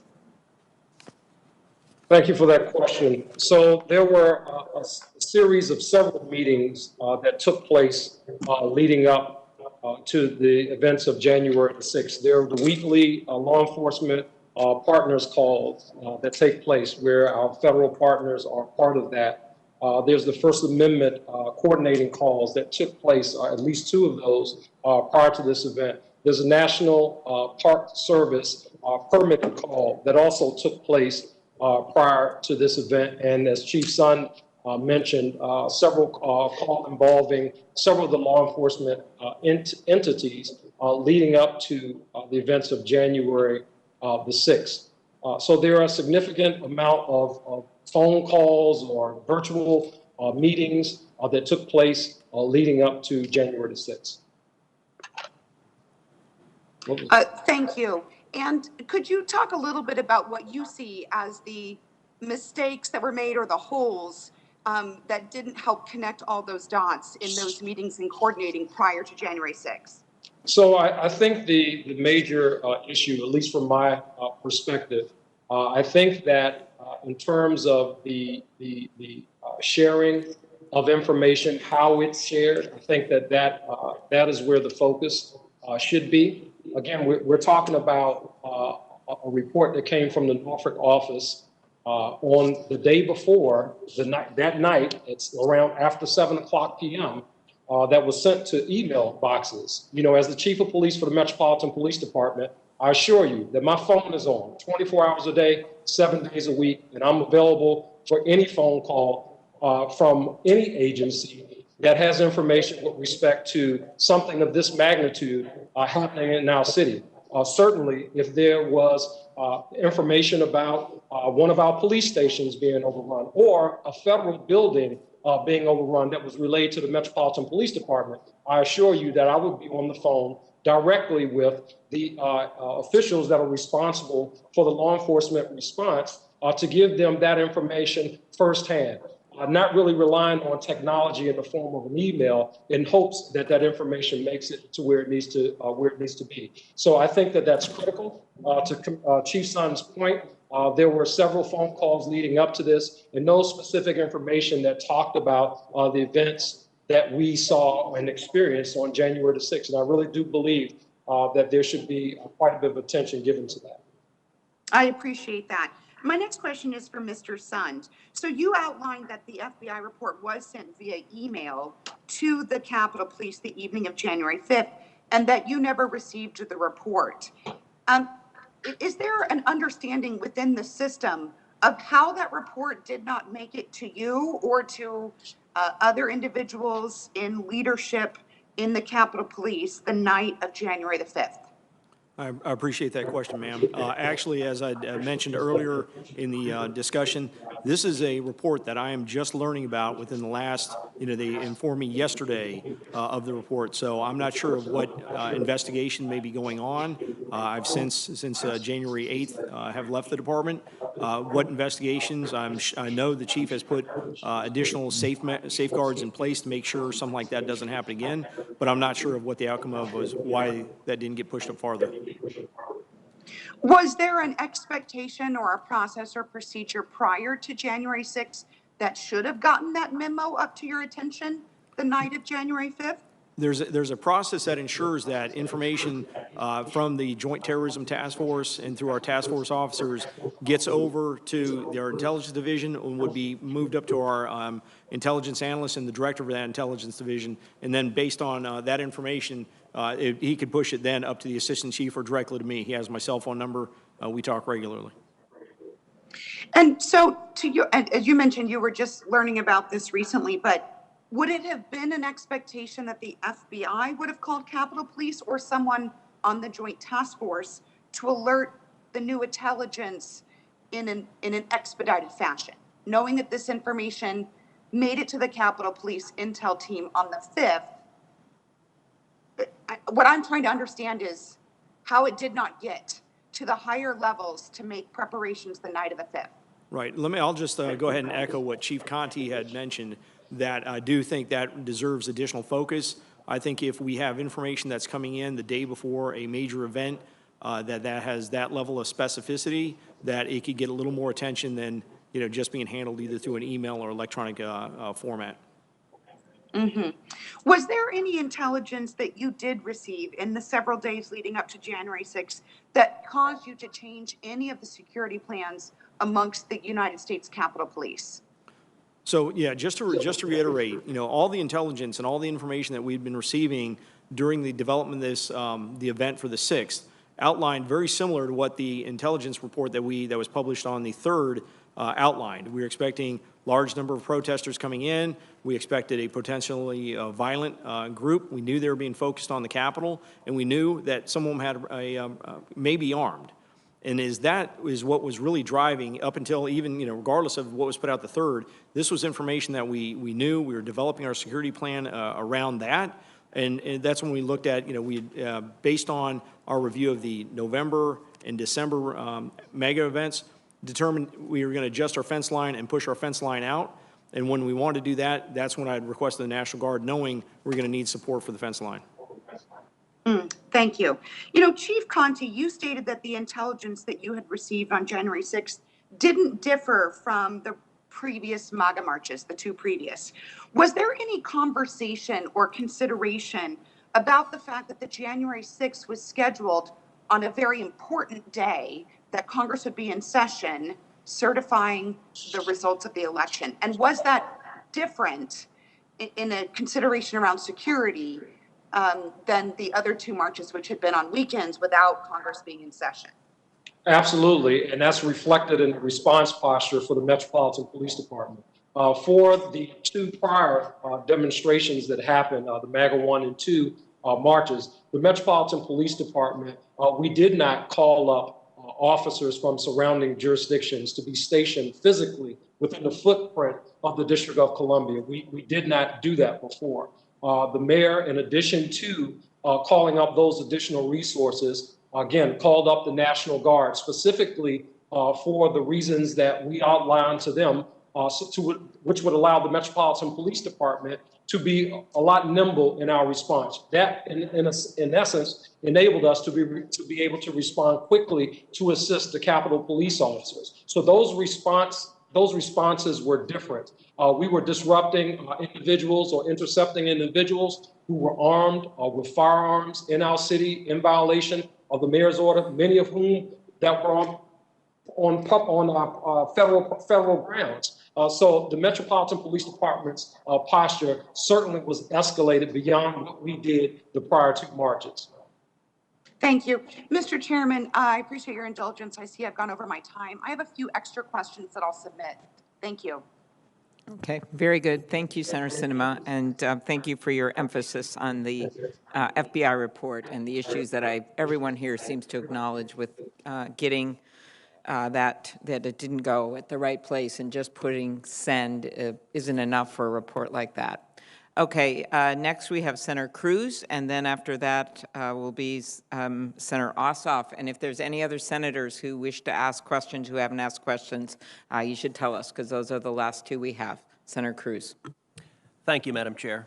And let me say to each of the witnesses here today, thank you for being here, thank you for your testimony, and thank you also for your service. I want to thank each of you and also each of the heroic law enforcement officers who demonstrated extraordinary courage in fighting to repel the terrorist attack that unfolded on the Capitol on January 6th. And we are grateful for the bravery and the courage in the face of a truly horrific attack. In the aftermath of that attack, there is naturally a process to assess what could have been done to better prevent that attack, to better secure the Capitol. And I think everyone recognizes that hindsight is different from a decision made in the moment facing the threat immediately, but this hearing is nonetheless productive for analyzing the security decisions and law enforcement decisions that were made real time, and for learning from them what can be done differently to ensure that an attack like that never again occurs. Chief Sund, I want to focus on, with some detail, your written testimony, and just walk through what occurred in the days preceding January 6th and then on January 6th. So in your written testimony, you say, on Monday, January 4th, I approached the two sergeant-at-arms to request the assistance of the National Guard, as you had no authority to do so. You go on to say, I first spoke with the House Sergeant-at-Arms to request the National Guard. Mr. Irving stated that he was concerned about the, quote, optics of having National Guard present and didn't feel the intelligence supported it. He referred me to the Senate Sergeant-at-Arms to get his thoughts on the request. I then spoke to Mr. Stenger and again requested the National Guard. Instead of approving the use of the National Guard, however, Mr. Stenger suggested I ask then how quickly we could get support if needed, and to lean forward in case we had to request assistance on January 6th. Can you describe at a little more length those conversations with the two Sergeant-at-Arms on January 4th? Absolutely, sir. The first conversation occurred Monday morning.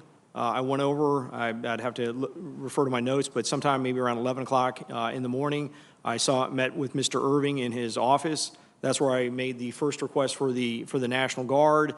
He had indicated, I don't know if I really like the optics. I don't think the intelligence really supports it. He had, like we had said, recommended I talk to the Senate Sergeant-at-Arms.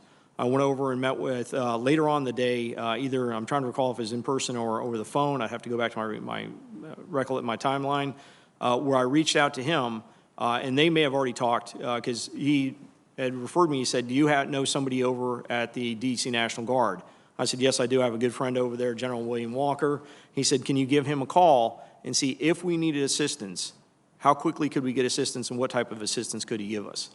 So that evening, as I was driving home at about 6:35 at night, I went ahead and called General Walker and spoke to him and said, hey, General Walker, I don't have authority to request National Guard, but I want to find out if we needed them on Wednesday.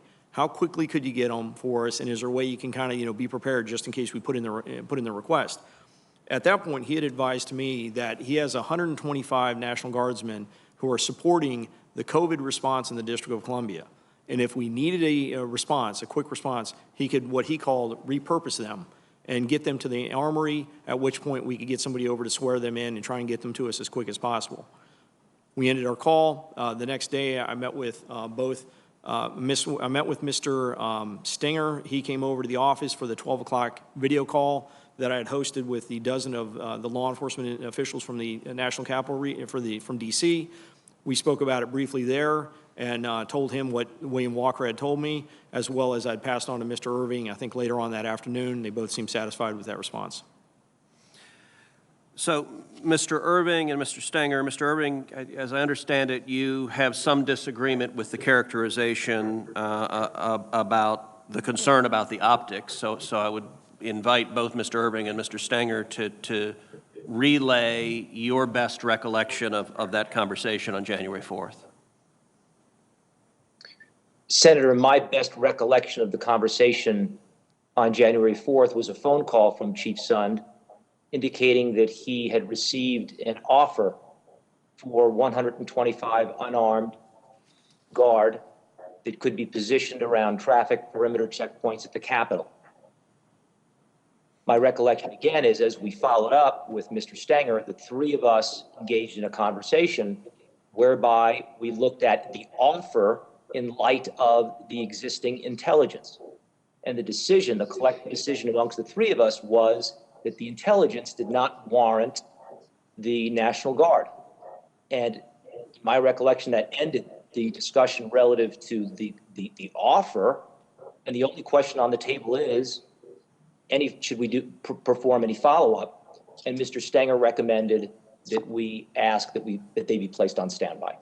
And that was the end of the discussion. So to the best of your recollection, did you make the comment about optics? And if so, what did you mean by that? I cannot remember my exact verbiage. Had I used any language to the effect, it was all in reference to whether the intelligence was matched to the security plan. And let me ask both Mr. Irving and Mr. Stenger, did you all have conversations with congressional leadership, either Democratic or Republican leadership, on this question of supplementing law enforcement presence, bringing in National Guard, either on January 4th or real time in January 6th? On January 4th, no, I had no follow-up conversations. And it was not until the 6th that I alerted leadership that we might be making a request. And that was the end of the discussion. Mr. Stenger? For myself, it was January 6th that I mentioned it to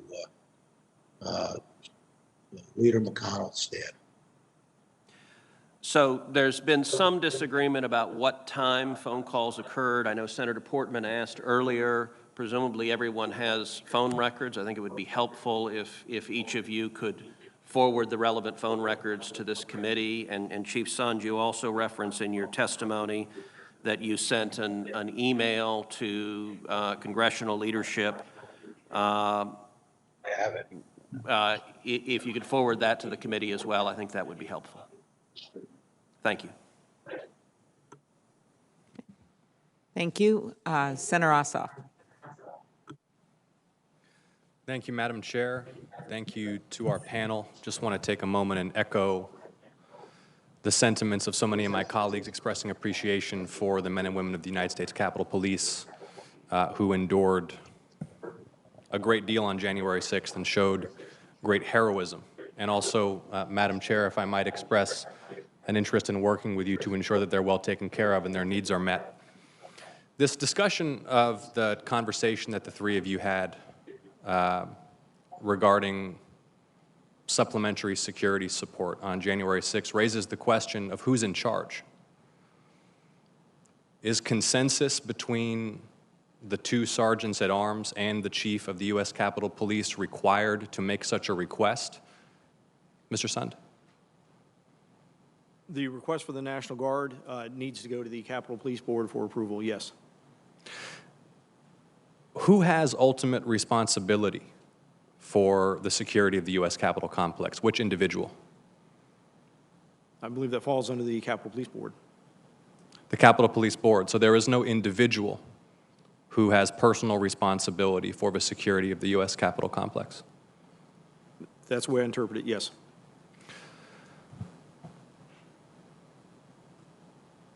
Had the U.S. Capitol Police conducted exercises simulating comparable events such as a violent riot on or within the U.S. Capitol complex? Part of our training for civil disobedience units involves dealing with riotous groups. So we do that training. We do training on people attempting to gain entry into the building. Officers are trained on how to handle if someone tries to come through your door unauthorized. But training for thousands of armed insurrectionists that were coordinated and well equipped. No, we have not had that training before January 6th, but I'm sure we'll find a way to. I'm sure they'll find a way to do it now.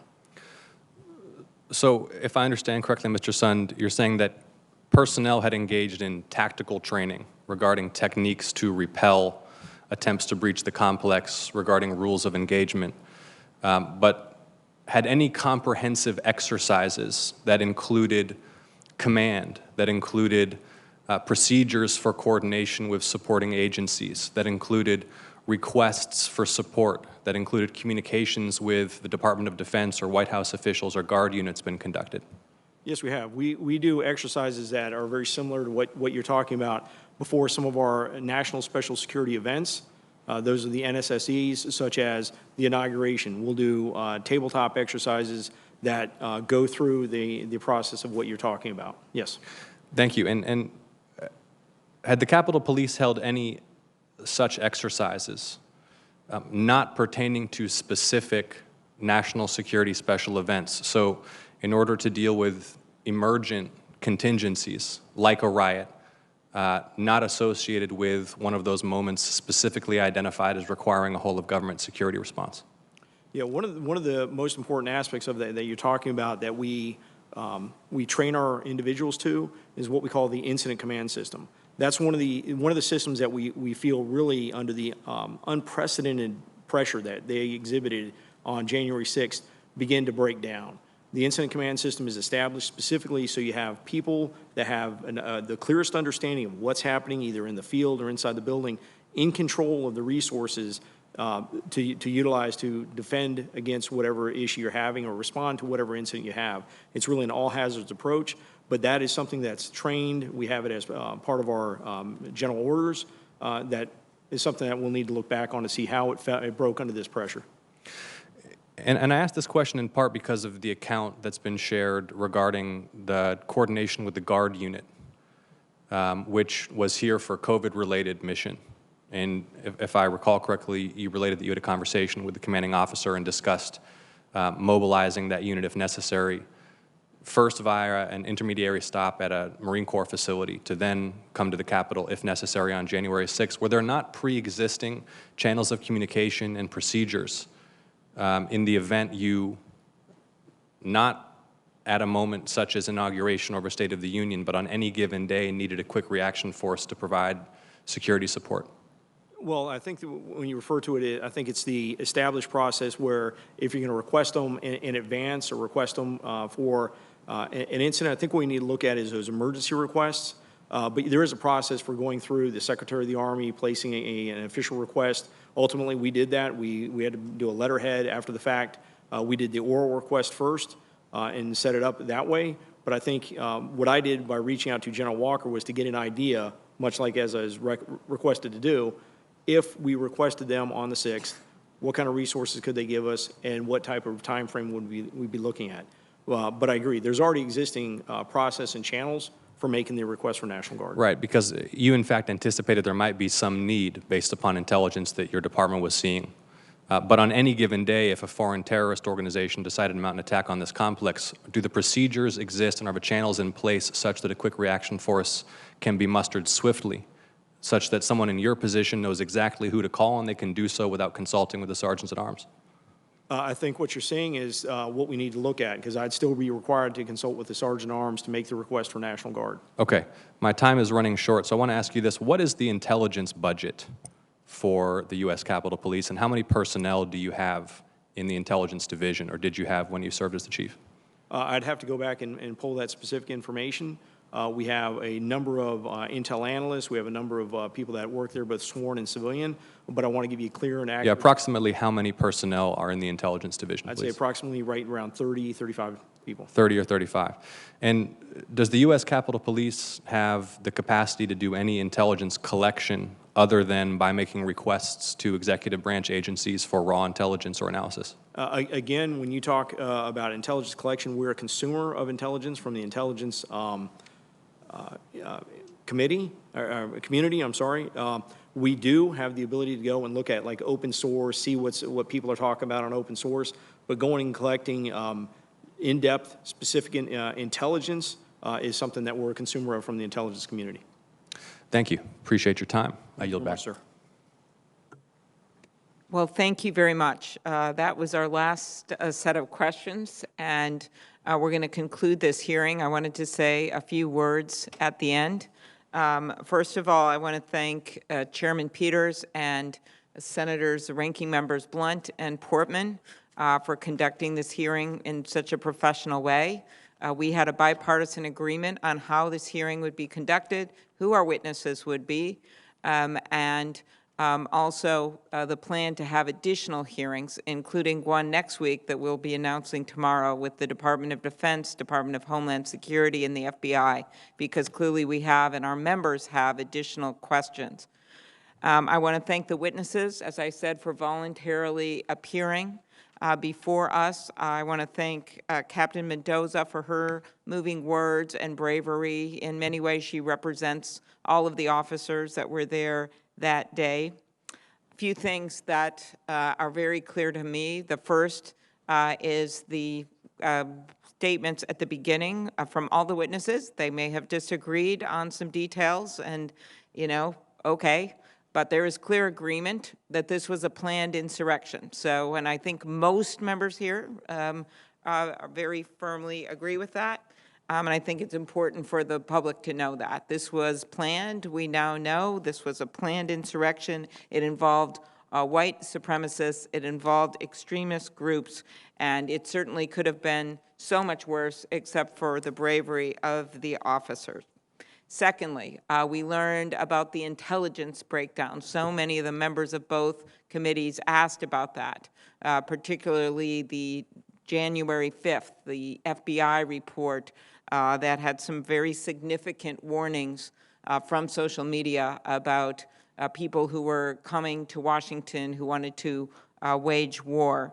The fact that did not get to key leaders in the Sergeant of Arms or the Capitol Police Chief is, of course, very disturbing, really on both ends. I mean, you can't just push send. As we all know, we get tons of emails and hope that it gets to the right person, especially when we're dealing with something so serious. The January 3rd intelligence report that came right out of the Capitol Police also contained, according to Washington Post reports and other information, some pretty foreboding details that I would have thought would have resulted in planning and more preparations.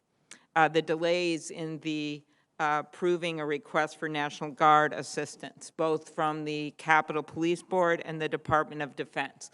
The fact that the Sergeant at Arms were focused on keeping the members safe in both chambers while the chief was trying to get some emergency approval, to me, you can point fingers, but you could also look at this as a process that is not prepared for a crisis.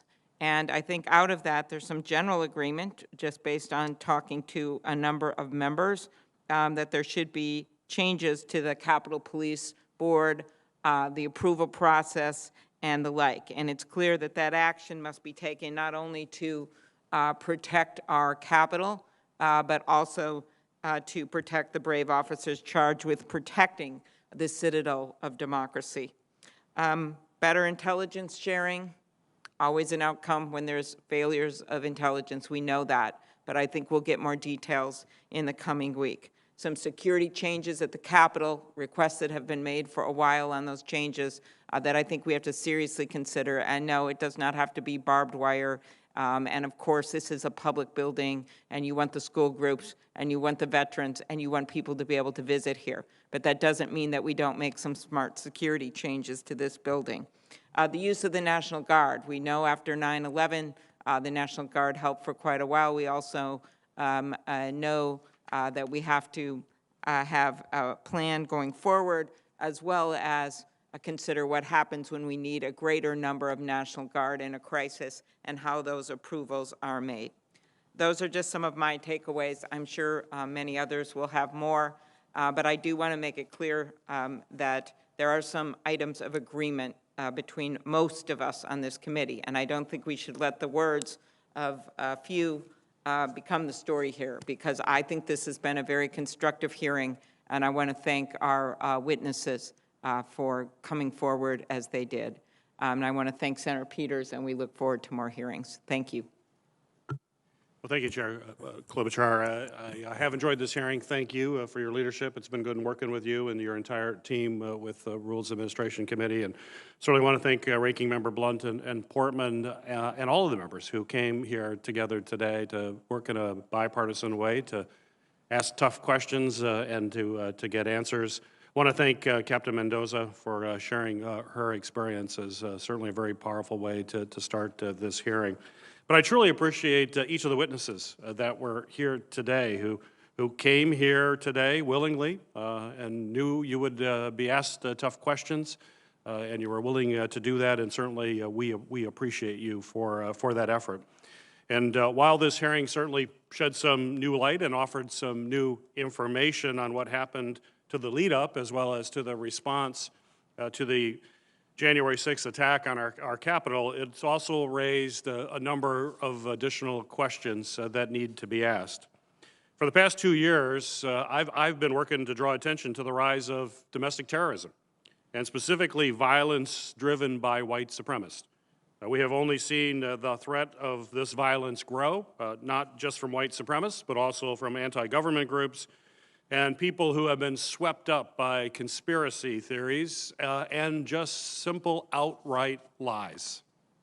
The events of January 6th and the answers that we heard today only further highlight a grave national security threat that our current Homeland Security apparatus is clearly not fully equipped to address. Our national security agencies were overhauled, and they were forged in the aftermath of the September 11th attacks. And they're basically built around responding to foreign terrorist attacks. And they have been slow to adapt to this evolving threat of domestic terrorism that we have seen in the last few years. The Homeland Security Committee was created to oversee reforms to fix the intelligence failures that led to 9/11. And now I intend to ensure that this committee oversees efforts to fix the failures that led to the January 6th attack. There's no question our federal counterterrorism resources are not focused on effectively addressing the growing and deadly domestic terror threat. The January 6th attack marked a once-in-a-lifetime failure, and now we have the duty to ensure that the federal government is doing everything in its power to make sure another attack like this never happens again. We must align our counterterrorism resources and our intelligence gathering efforts to ensure we're focused on this dire threat. The F.B.I., the Department of Homeland Security, and the National Counterterrorism Center right now are 8 months late on a report to assess the threat posed by domestic terrorism. And we're going to continue to push them to complete this report as soon as possible so that we can take meaningful action. There's no question in my mind that there was a failure to take this threat more seriously, despite widespread social media content and public reporting that indicated violence was extremely likely. The federal government must start taking these online threats seriously to ensure they don't cross into the real-world violence. I also plan to keep the pressure up on social media companies to work harder to ensure that their platforms are not used as a tool to organize violence. So this investigation does not end here today, and I look forward to our next hearing where we will continue to seek answers to important questions that were raised today and others that need to be answered. Before we adjourn, however, I have to do a bit of quick housekeeping. It's my privilege to announce the members of the subcommittees of the Homeland Security and Government Affairs Committee for the 117th Congress. The following senators will serve on the Permanent Subcommittee on Investigations. John Ossoff will be chair, Ron Johnson, ranking member, Tom Carper, Maggie Hassan, Alex Padilla, Rand Paul, James Langford, and Rick Scott. The following senators will serve on the Emerging Threats and Spending Oversight Subcommittee. Maggie Hassan, Rand Paul. Maggie Hassan will be chair. Rand Paul will be ranking member. Kirsten Sinema, Jackie Rosen, John Ossoff, Mitt Romney, Rick Scott, Josh Hawley. And the following senators will serve on the Government Operations and Border Management Subcommittee. It will be chaired by Kirsten Sinema. James Langford will be ranking member. Tom Carper, Alex Padilla, John Ossoff, Ron Johnson, Mitt Romney, and Josh Hawley. So congratulations to our new chairs, our ranking members, and to all members of our committee. I look forward to working with all of you in the months and years ahead.